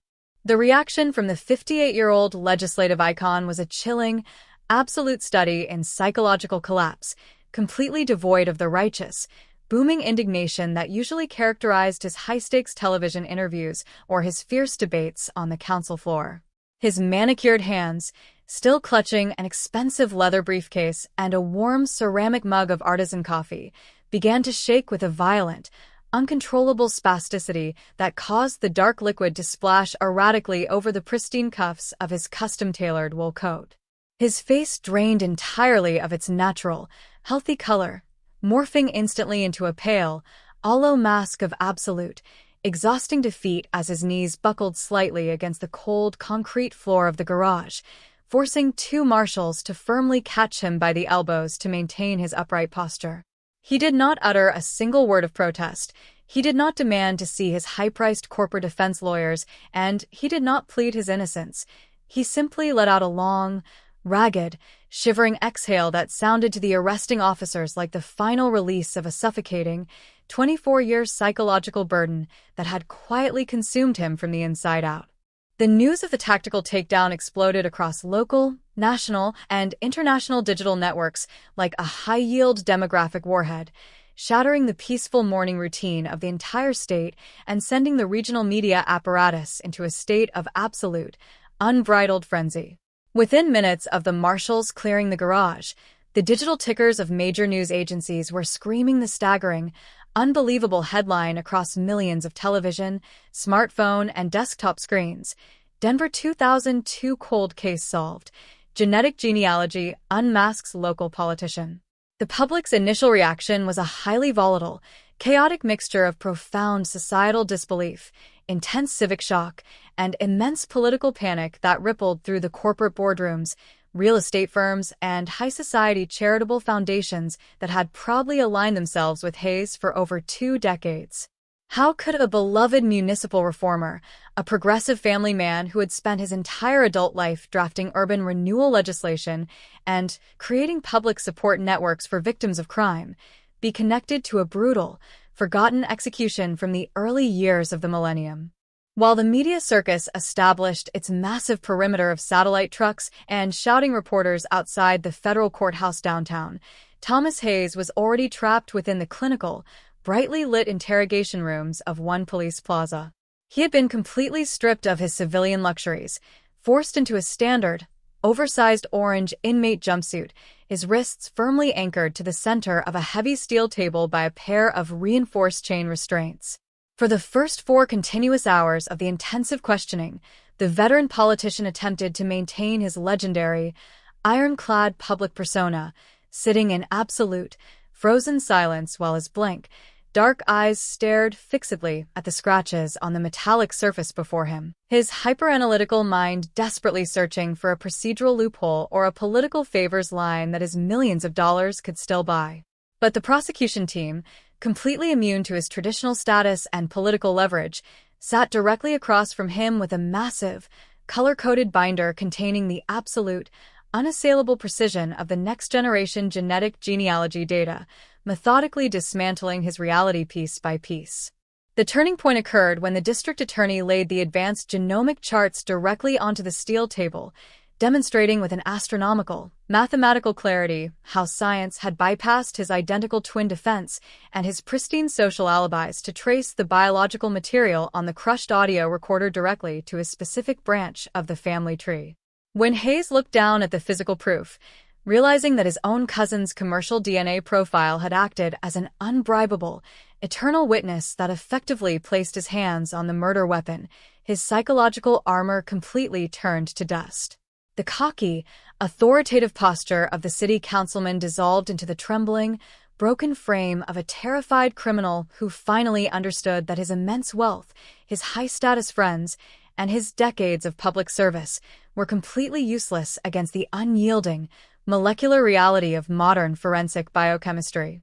In a low, raspy, and emotional torrent of continuous words that left the interrogation team in a state of absolute, breathless silence, Thomas Hayes officially began to unburden his soul of the horrifying monster he had carried inside for 24 winter cycles.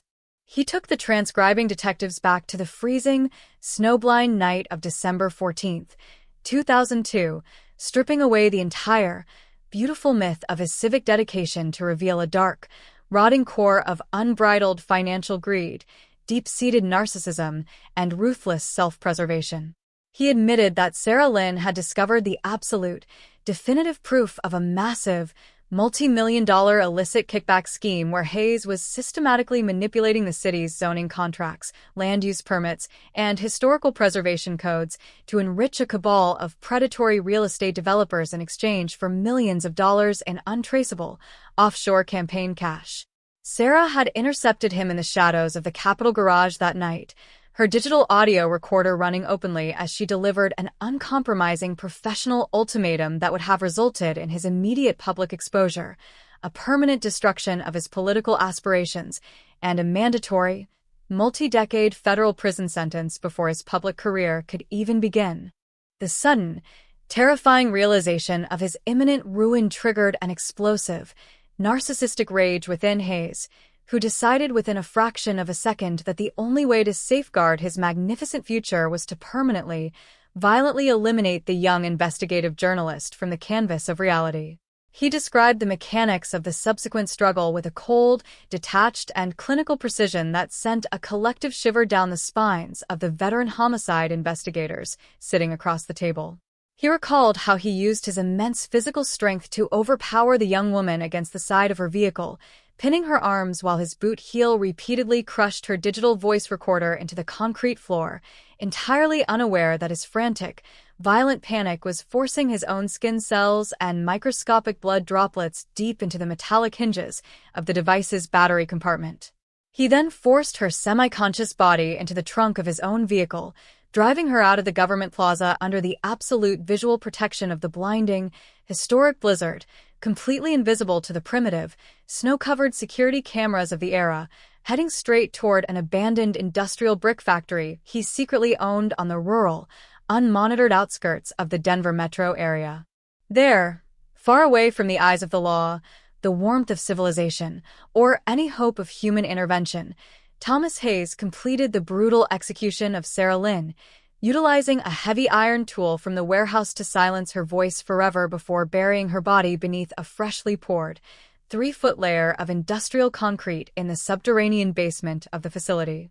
He admitted to the detectives that every single tear he shed before the television cameras during the 2002 volunteer searches was a calculated, theatrical performance designed to test the absolute efficacy of his public mask, a chilling psychological experiment where he discovered that high society will always believe a charismatic, wealthy reformer over a silent, missing ghost.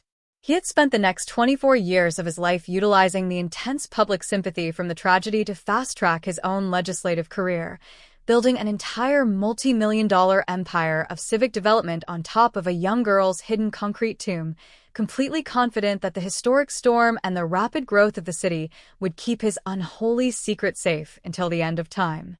The physical verification of Thomas Hayes's late-night confession became the next, deeply emotional and logistically monumental focal point of the Federal Cold Case Task Force's intensive efforts as a massive, heavily armed recovery convoy consisting of forensic anthropologists, structural engineers, ground-penetrating radar specialists, and highly trained K-9 cadaver tracking units descended upon the decaying, weed-choked industrial wasteland on the rural fringes of the Denver metropolitan area.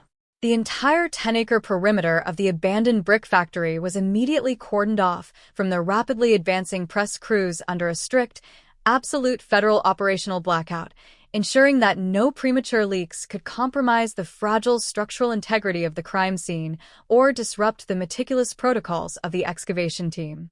The heavy, historic silence of the high desert plains was violently broken by the rhythmic, deep-throated hum of specialized industrial concrete saws, diamond-tipped drills, and heavy excavation machinery cutting through layers of reinforced stone, steel rebar, and multi-decade structural debris. For 3 continuous, agonizing days and sleepless nights, the recovery team worked through the freezing, bitter winter air, completely unbothered by the harsh atmospheric conditions, guided precisely by the fallen politicians' detailed geographical descriptions, old corporate property blueprints, and cutting-edge ground-penetrating radar arrays that meticulously mapped out the dense structural anomalies beneath the buckled basement floors of the facility. On the 4th morning of the grueling, high-stakes search, deep within the subterranean foundations of the primary warehouse structure, the radar monitors flared with a sharp, highly definitive structural profile that caused the operational commander to immediately halt all heavy mechanical operations and order the team to proceed with manual tools. The atmosphere inside the cold, damp subterranean basement turned instantly into a sacred, breathless tomb as the forensic technicians transitioned from heavy mechanical equipment to the painstaking, delicate precision of classical archaeologists, working with hand trowels, fine brushes, wooden picks, and dental tools to slowly peel away the jagged, shattered layers of historical concrete. Every single bucket of dust and gravel was carefully sieved, every fragment of stone inspected for trace elements, clothing fibers, or biological markers that could connect the grave directly to the events of December 2002. As the fine white dust slowly settled under the glaring, hot beams of portable halogen work lamps, the excavation team exposed the remarkably preserved remains of Sarah Lynn, still clutching the leather strap of her reporter's bag from the exact night she vanished into the blinding blizzard of December 14, 2002. The anthropological evaluation of the skeletal remains provided an immediate, devastating, and indisputable validation of Hayes's confession. The rear of the skull showed clear signs of a massive, catastrophic blunt force trauma that had fractured the dense bone with terrifying velocity, a physical testament to the sheer brutality of the politician's frantic self-preservation. Her official press identification badge was still firmly pinned to the heavy wool coat she wore, its laminated plastic surface perfectly intact beneath the protective matrix of the concrete, its faded photograph displaying the bright, courageous face of the young woman who had died trying to protect the civic integrity of her city from absolute political corruption. The formal arraignment of Councilman Thomas Hayes was an unprecedented, highly volatile spectacle in the long, storied annals of the Colorado judicial system, permanently transforming the grimy, utilitarian corridors of the downtown Denver courthouse into a chaotic battleground of aggressive international reporters, shell-shocked political colleagues, and deeply traumatized citizens. The historic courtroom was packed to its absolute maximum structural capacity from the early morning hours, the air thick with a suffocating, breathless tension as ordinary people pushed desperately against the reinforced wooden gallery barriers just to catch a brief, fleeting glimpse of the fallen legislative icon sitting at the defense table in heavy steel handcuffs. His hype-priced, elite criminal defense network, consisting of some of the most formidable, aggressive defense attorneys in the western United States, immediately launched a ferocious, scorched-earth legal assault on the structural integrity of the state's case, attempting to argue passionately that the genetic genealogy data utilized by the Federal Cold Case Task Force represented an unconstitutional, highly experimental invasion of privacy that should be ruled entirely inadmissible in a court of law. They aggressively offered a staggering, unprecedented multi-million-dollar cash bail, fully secured by Hayes's vast commercial real estate portfolio and luxury country club assets, promising the presiding magistrate that the prominent public figure posed absolutely zero flight risk and deserved to await his formal trial in the absolute comfort of his private estate due to his clean record.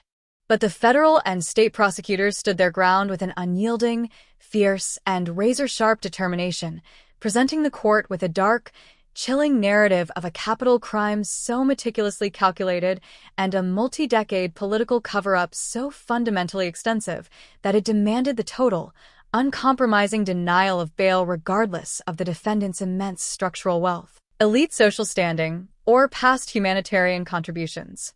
The lead district attorney argued with piercing, clinical clarity that Hayes possessed the immense financial liquidity, hidden offshore capital, and international connections to easily escape American justice entirely, demonstrating that he was fully capable of fleeing the country on a chartered aircraft to avoid a mandatory life sentence if allowed to step outside the prison walls for even an hour.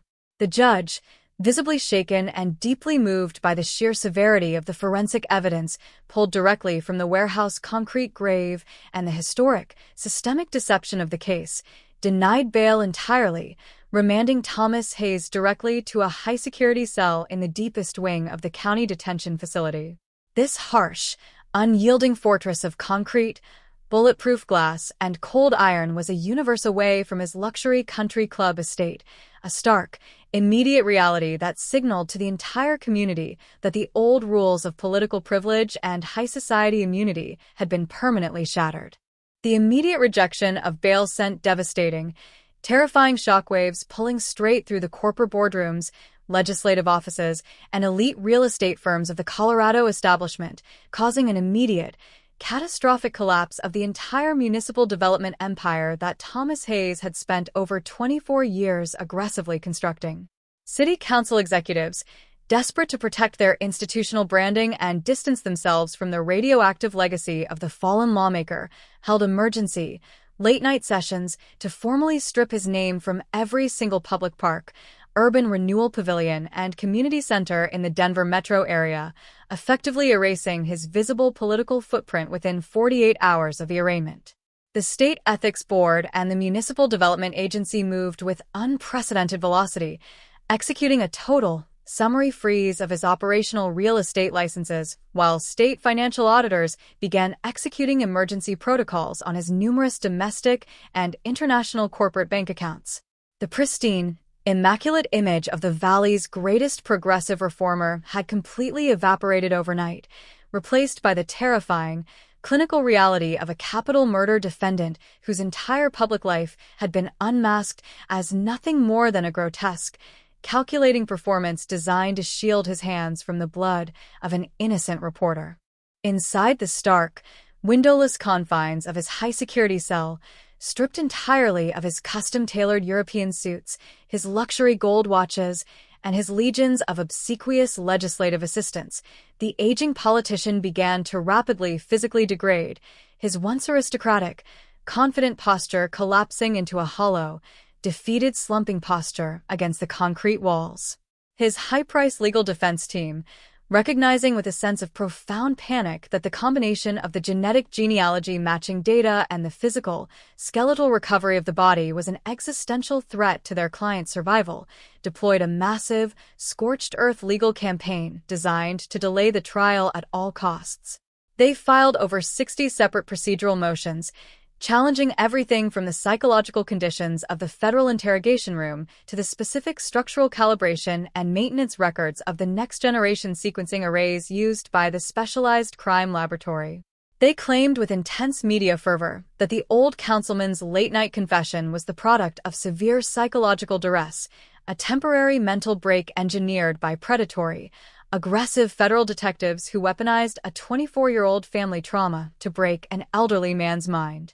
But the unyielding machinery of justice, once properly aligned by the undeniable weight of scientific and biological truth, moves with a crushing, absolute momentum that completely ignores the theatrical delays and administrative filings of corporate litigators. The prosecution team countered every single defense motion with an insurmountable, deeply detailed wall of corroborating forensic data, introducing independent expert testimony from global leaders in molecular biochemistry and statistical genealogy who verified that the genetic mapping left absolutely zero room for rational, human doubt. They systematically proved to the court that the unique biological material found deeply trapped inside the metal components of the crushed voice recorder could only belong to Thomas Hayes, entirely dismantling the defense team's desperate theories of secondary environmental transfer or laboratory cross-contamination. The technical, clinical reality of the 2002 execution was becoming absolute, transforming the abstract, frozen winter mystery of Cold Case 02-1147 into an ironclad, clinical timeline that promised to systematically destroy the billionaire's legacy when the courtroom doors finally opened for the trial of the century.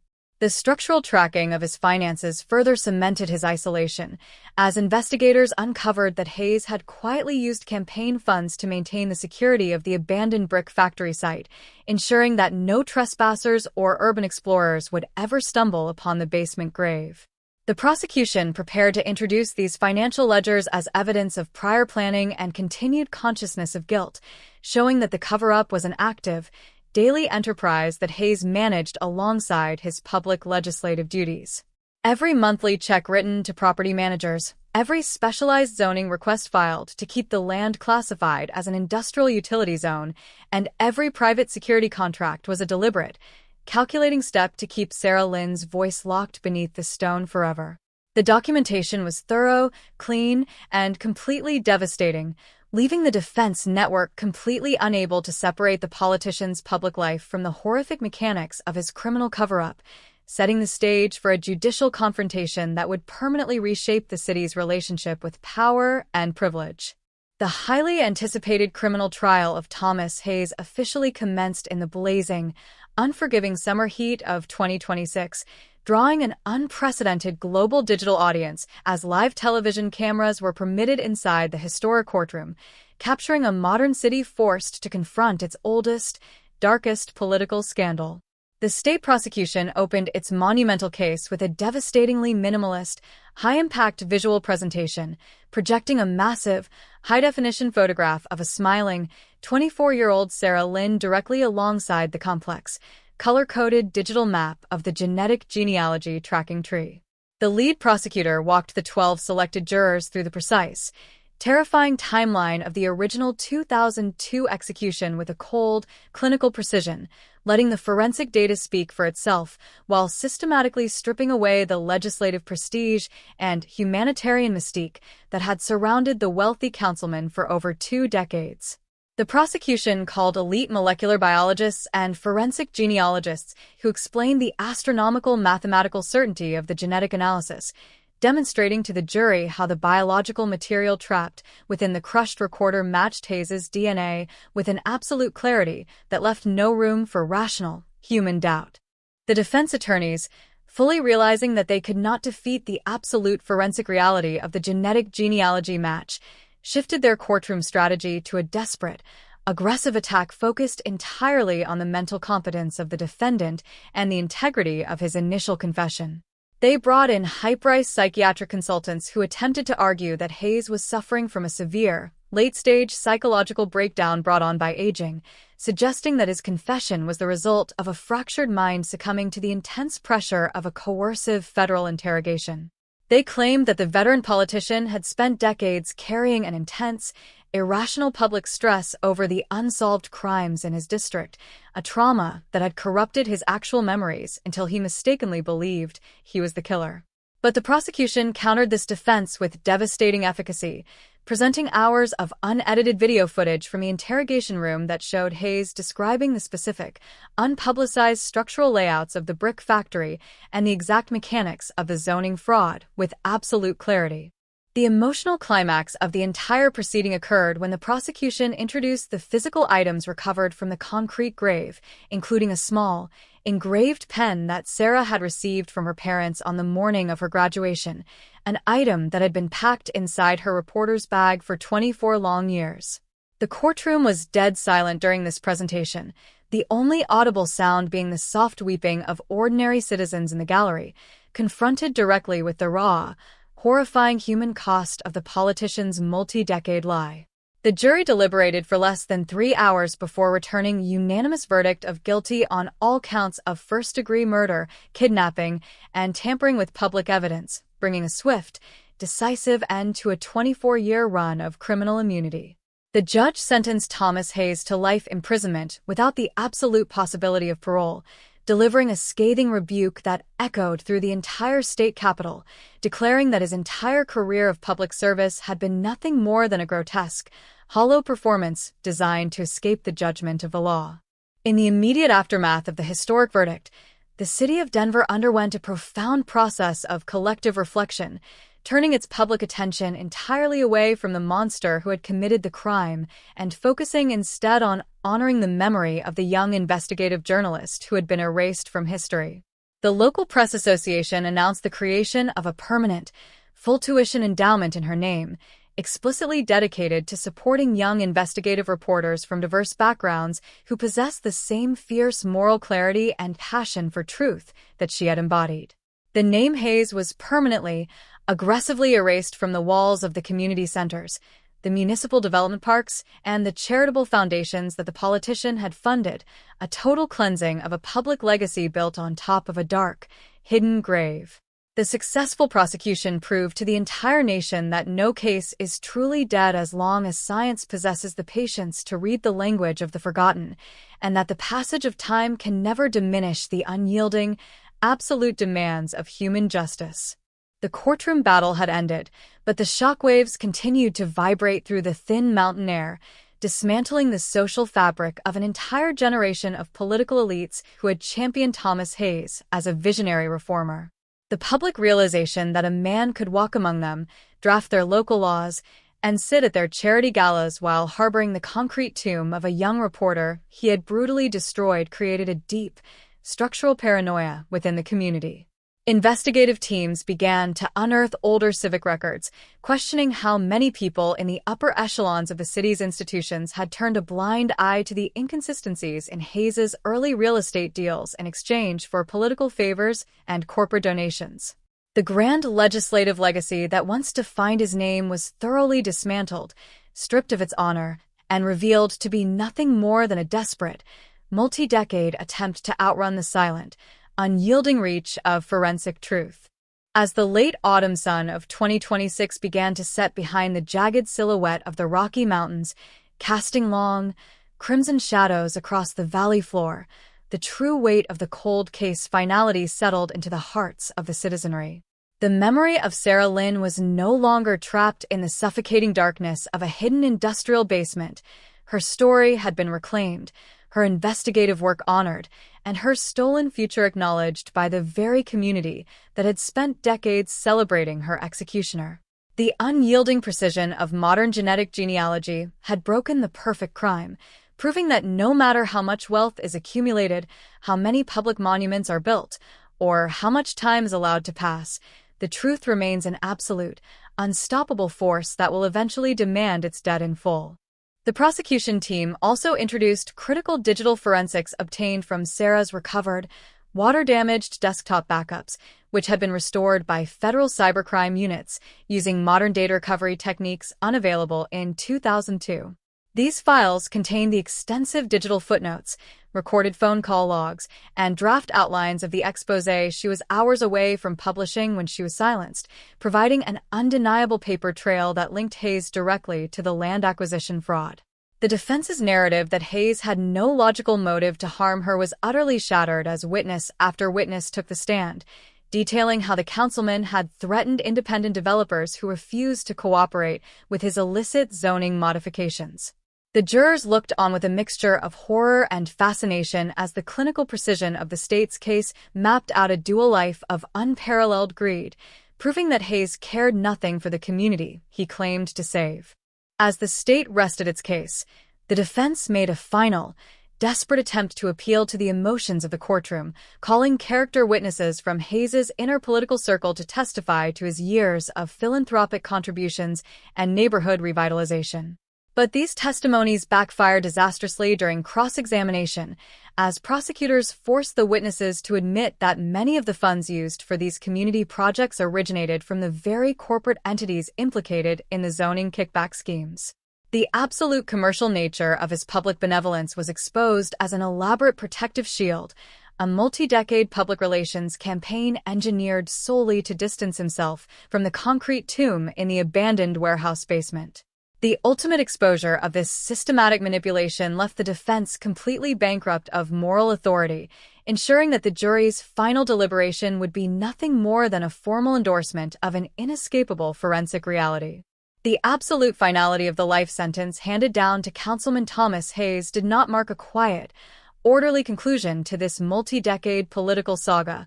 Instead, it ignited a fierce, systemic federal investigation into the hidden financial architecture of the massive real estate and municipal development empire he left behind. The moment the heavy wooden gavel slammed onto the bench inside the Denver courthouse, a specialized team of court-appointed financial receivers, federal forensic auditors, and state asset protection specialists assumed immediate, absolute control over every single bank account, shell corporation, and charitable foundation associated with the Hayes name. They were not looking for political soundbites. They were hunting for the dark financial trails that Thomas Hayes had used to maintain his absolute, expensive silence over 24 winter cycles, desperate to uncover how a man could buy total criminal immunity within a modern American metropolis. The initial sweeps of his private electronic ledgers unbarred a sprawling, highly sophisticated network of offshore asset trusts located in the Cayman Islands, Zurich, and Luxembourg, containing tens of millions of dollars in liquid capital that had been systematically hidden from both tax authorities and public scrutiny. As the federal investigative teams peeled back the corporate layers, they discovered a chilling, parasitic reality. Parts of this vast fortune were directly generated by exploiting the early municipal planning files, investigative leads, and land use data that Sarah Lynn had compiled before her life was violently cut short in the winter of 2002. Hayes had not only stolen the young investigative journalist's life, he had actively mined her confiscated research records to fast-track his own early real estate acquisitions, transforming a brutal act of political self-preservation into a highly lucrative corporate engine. The public realization of this secondary, commercial theft sent an immediate shockwave of pure disgust through the Colorado political establishment, causing elite healthcare organizations, urban planning boards, and corporate charities across the country to launch emergency reviews of any urban renewal project or legislative act that bore the tainted name of Thomas Hayes.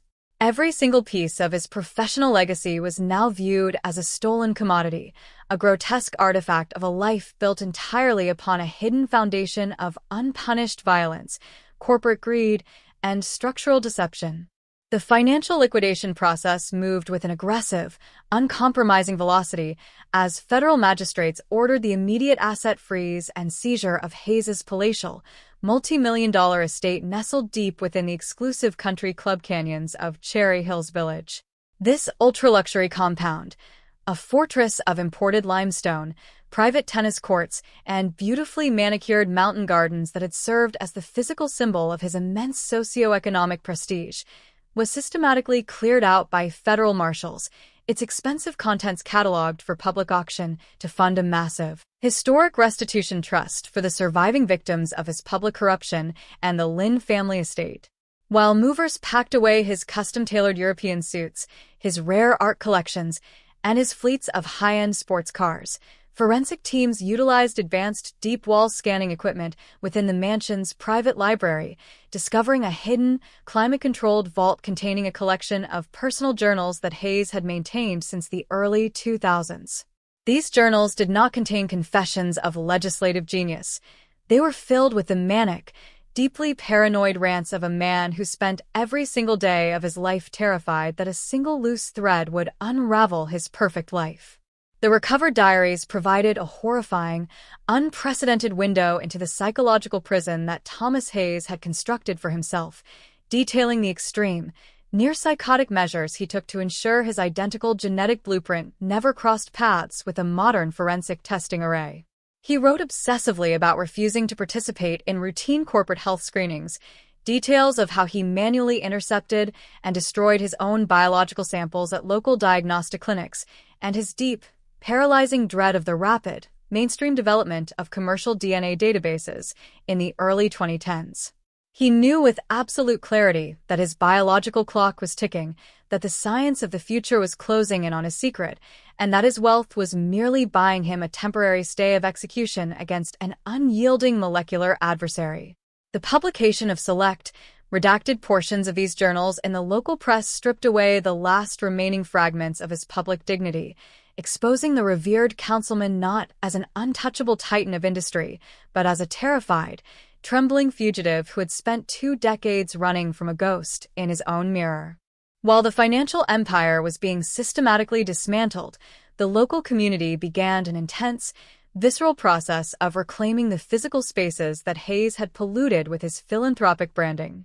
Construction crews equipped with heavy machinery descended upon the regional municipal centers and community development parks where his name had been emblazoned in giant, brushed steel lettering across the front facade of the pavilions. In a dramatic scene captured by local news drones and watched by hundreds of emotional citizens on the ground, workers sliced through the metal mounts, sending the name Thomas Hayes crashing into the industrial recycling bins below, completely erasing his visual presence from the institutions he had sought to dominate. Cultural foundations, state universities, and high society charitable boards issued formal, public apologies for their decades of uncritical association with the killer, scrambling to return past campaign donations and erase his name from their historical rosters of honor. The total dismantling of the Hayes dynasty served as a monumental, chilling lesson to the entire state of Colorado, proving with absolute clarity that the accumulation of extreme wealth, institutional power, and public adulation cannot buy a permanent exemption from the ultimate demands of human law. The man who had once ruled the urban development establishment of Denver with an iron hand was now nothing more than an anonymous inmate number within the state's highest security penitentiary, completely stripped of his privileges, his assets, and his freedom.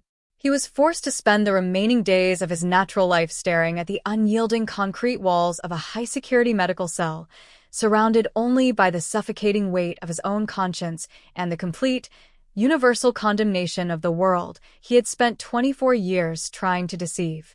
The cold case file was officially closed, but its profound, lingering resonance would continue to echo through the corridors of power for generations, a timeless reminder that the ultimate boundary of the law is unyielding, and that no secret can remain buried forever when the truth possesses the patience of the earth itself.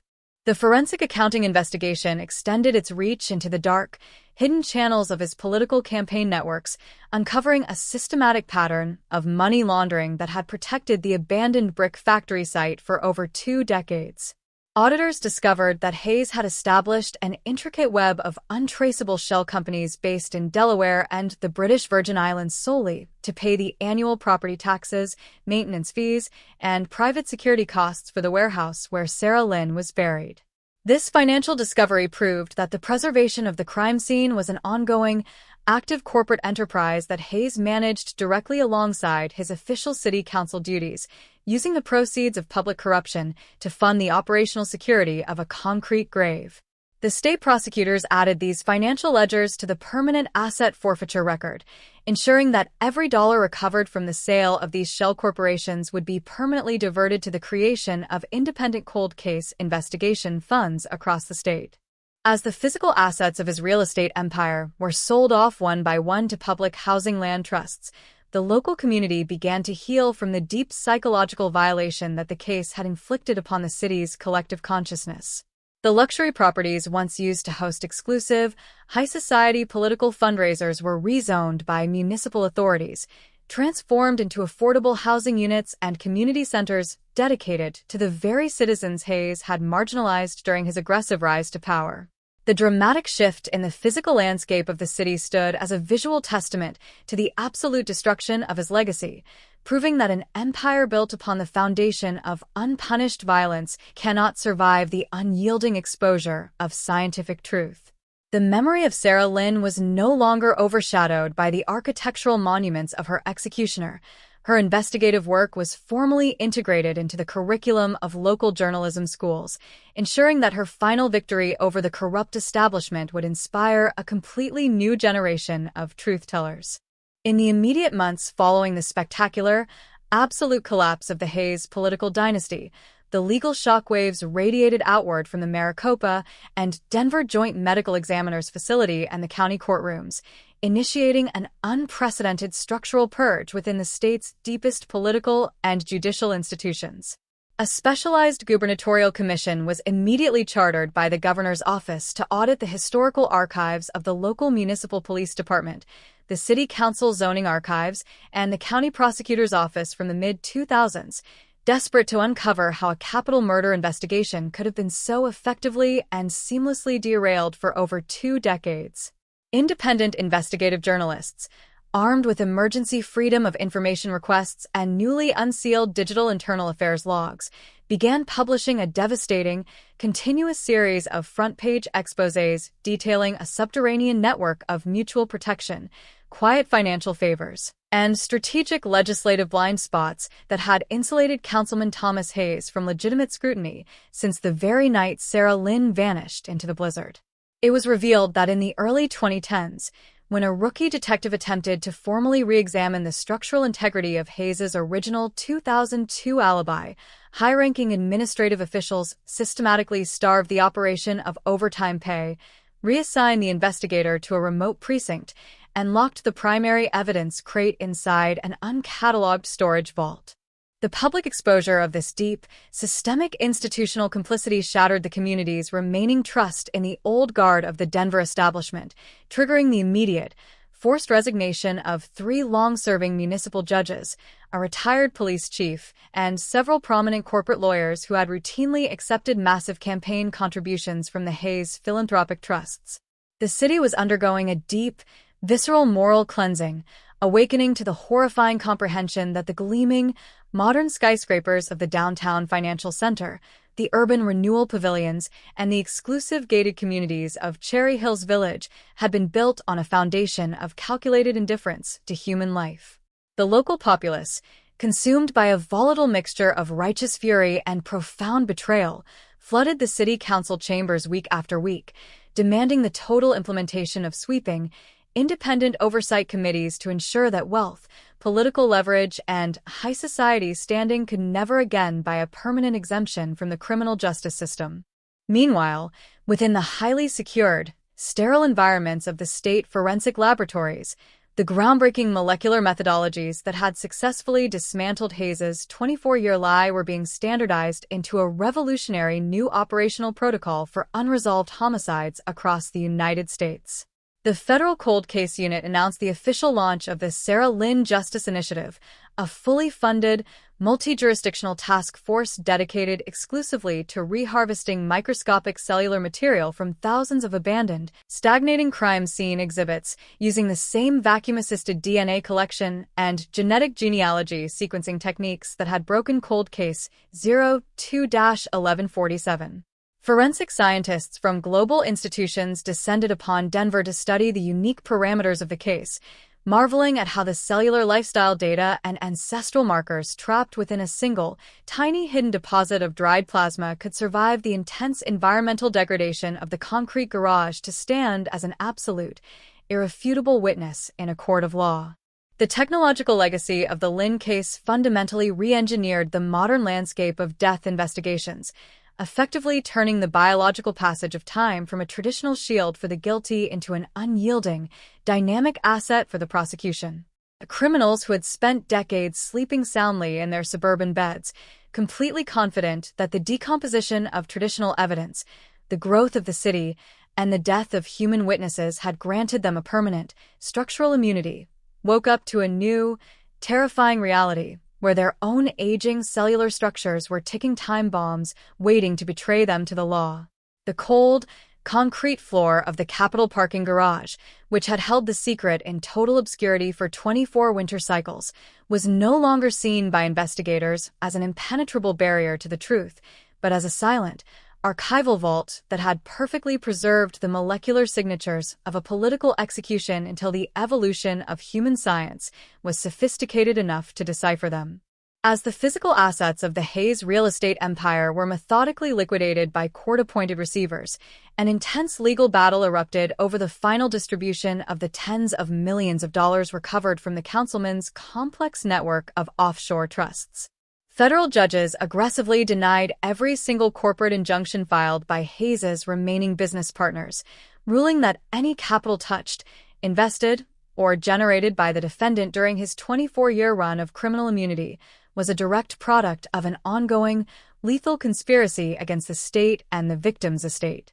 The court ordered that a massive portion of the liquidated wealth be used to construct a state-of-the-art forensic training academy and a public advocacy center dedicated to assisting the families of missing persons, transforming the physical proceeds of a monster's greed into a permanent, operational weapon designed to hunt down other hidden predators.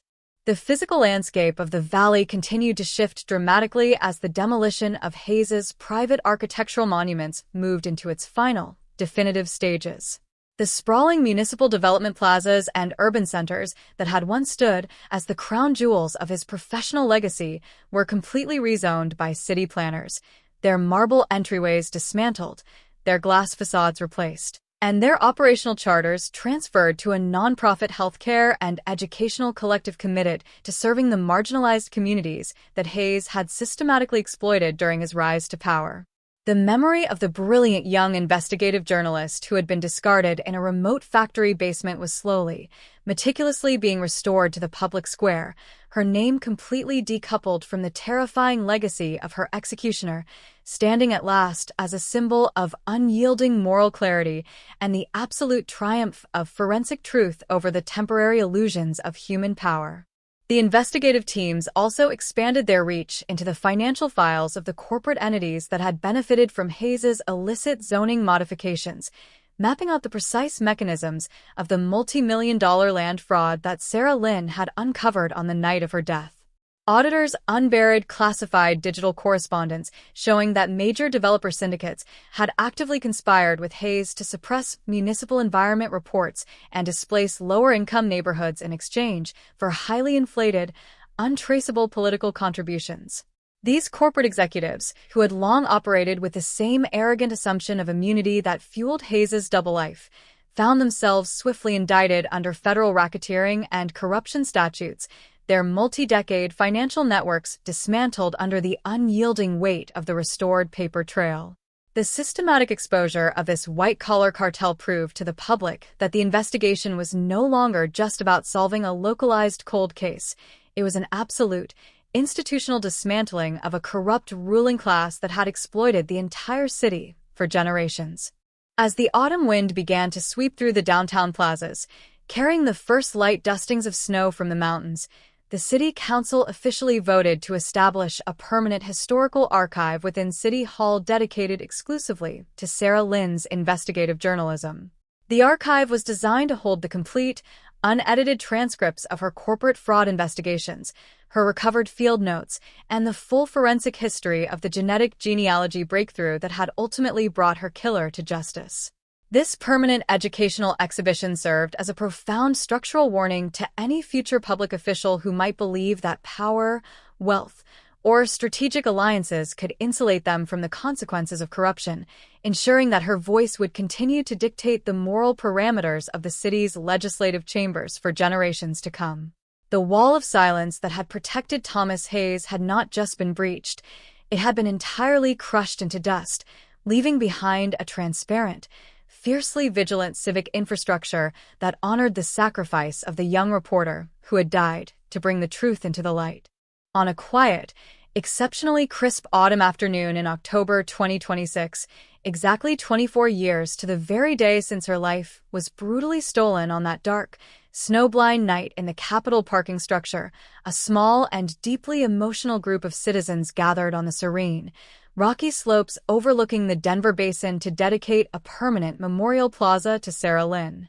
The weather was remarkably clear, the heavy, suffocating heat of the late summer having finally broken, replaced by a cool, unyielding mountain breeze that rustled through the massive pine trees and the wild chaparral lining the jagged canyon trails. The monument itself was designed to be a simple, elegant plaza constructed entirely from local Colorado granite and surrounded by a carefully curated garden of native high desert flora that bloomed in quiet shades of deep violet, crimson, and gold. Its central, defining feature was a striking, custom-carved bronze sundial that accurately, silently tracked the relentless passage of time across the changing seasons without the need for mechanical gears, electric currents, or digital circuits, permanently symbolizing the eternal patience of forensic truth. The physical placement of the monument was chosen with a meticulous, deeply respectful intentionality, sitting directly on the public border where the wild, untamed wilderness of the mountain park meets the rapidly expanding suburban sprawl of the modern Denver Valley.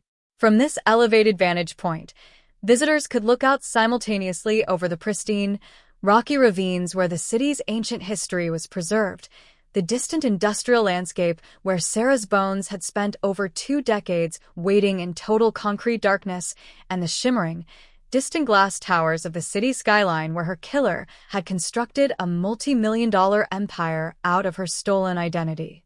The contrast was absolute, devastating, and profound, a stark, architectural reminder of the twin realities that had coexisted within the region for 24 years, and a powerful demonstration of how the silent, hidden earth will eventually rise up to demand a full accounting from the highest palaces of human pride and legislative leverage. The dedication ceremony proceeded without the theatrical fanfare, flashing cameras, or self-serving speeches that usually characterize the city's high society gatherings, with the organizing committees deliberately barring corporate sponsors, political campaigns, and local dignitaries who had once competed for a seat at Councilman Thomas Hayes' charity tables. Instead, the sacred space was occupied entirely by the ordinary, working-class citizens of the city, the retired police clerks who had protected the original evidence boxes for decades, the young geneticists who had unlocked the ancestral data from the crushed voice recorder, and the surviving childhood friends who had loved Sarah before her name was written out of history by a corrupt establishment. They stood together in a dense, respectful circle around the bronze sundial, their faces illuminated by the bright, unyielding alpine light, their collective presence creating a powerful, human barrier against the decades of systemic silence, institutional corruption, and calculated indifference that had almost allowed a monster to win.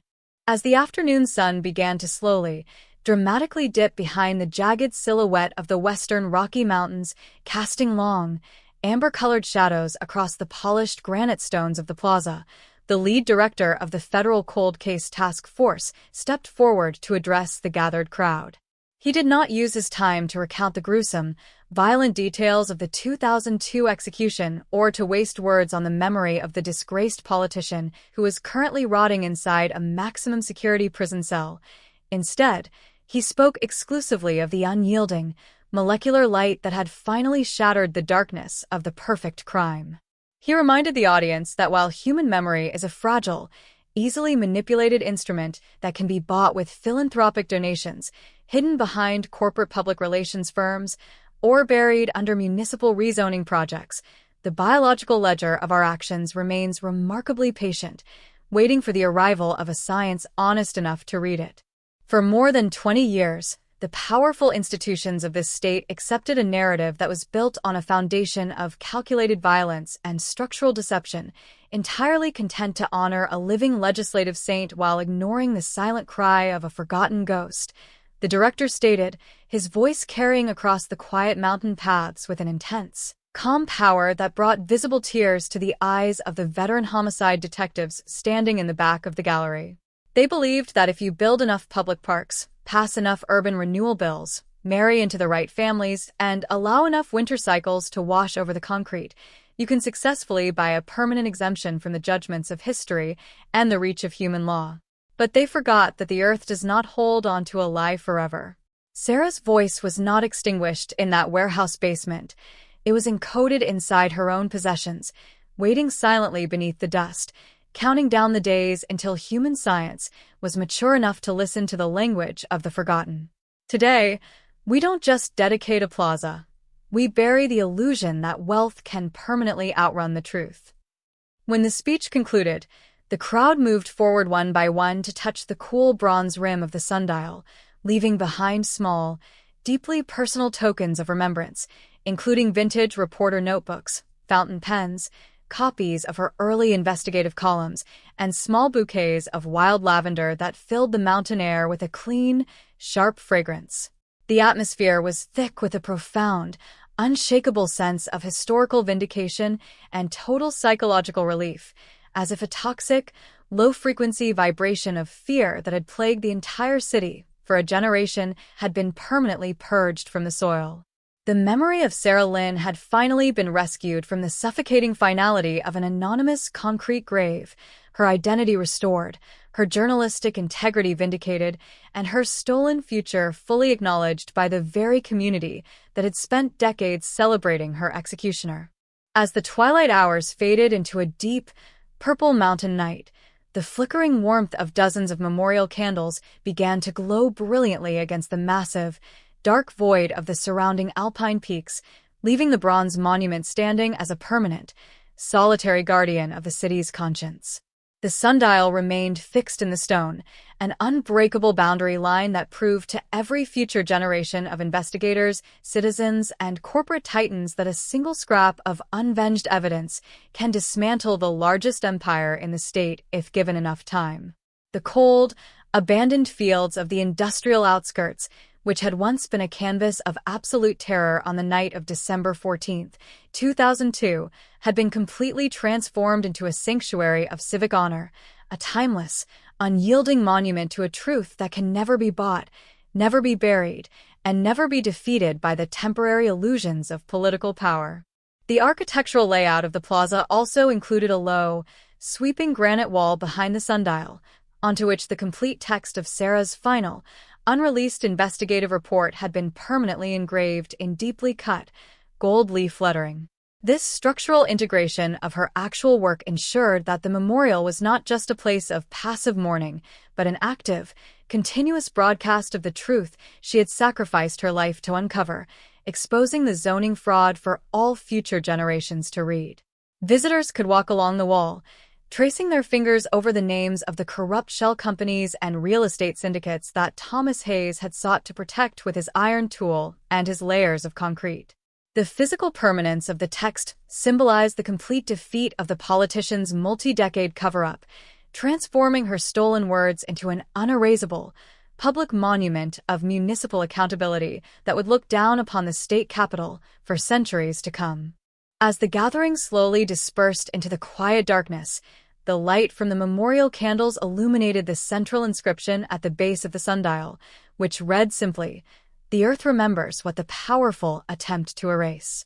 The line served as a quiet, chilling promise to the city below, a reminder that the modern tools of genetic genealogy and molecular genomics had fundamentally altered the balance of power between the predatory ruling class and the citizens they sought to exploit. The silence that followed the ceremony was no longer the heavy, suffocating silence of an unsolved mystery or a protected political secret. It was the peaceful, clean silence of a completed ledger, a sign that the city of Denver had finally faced its oldest ghost and emerged from the shadows with its institutional soul completely restored.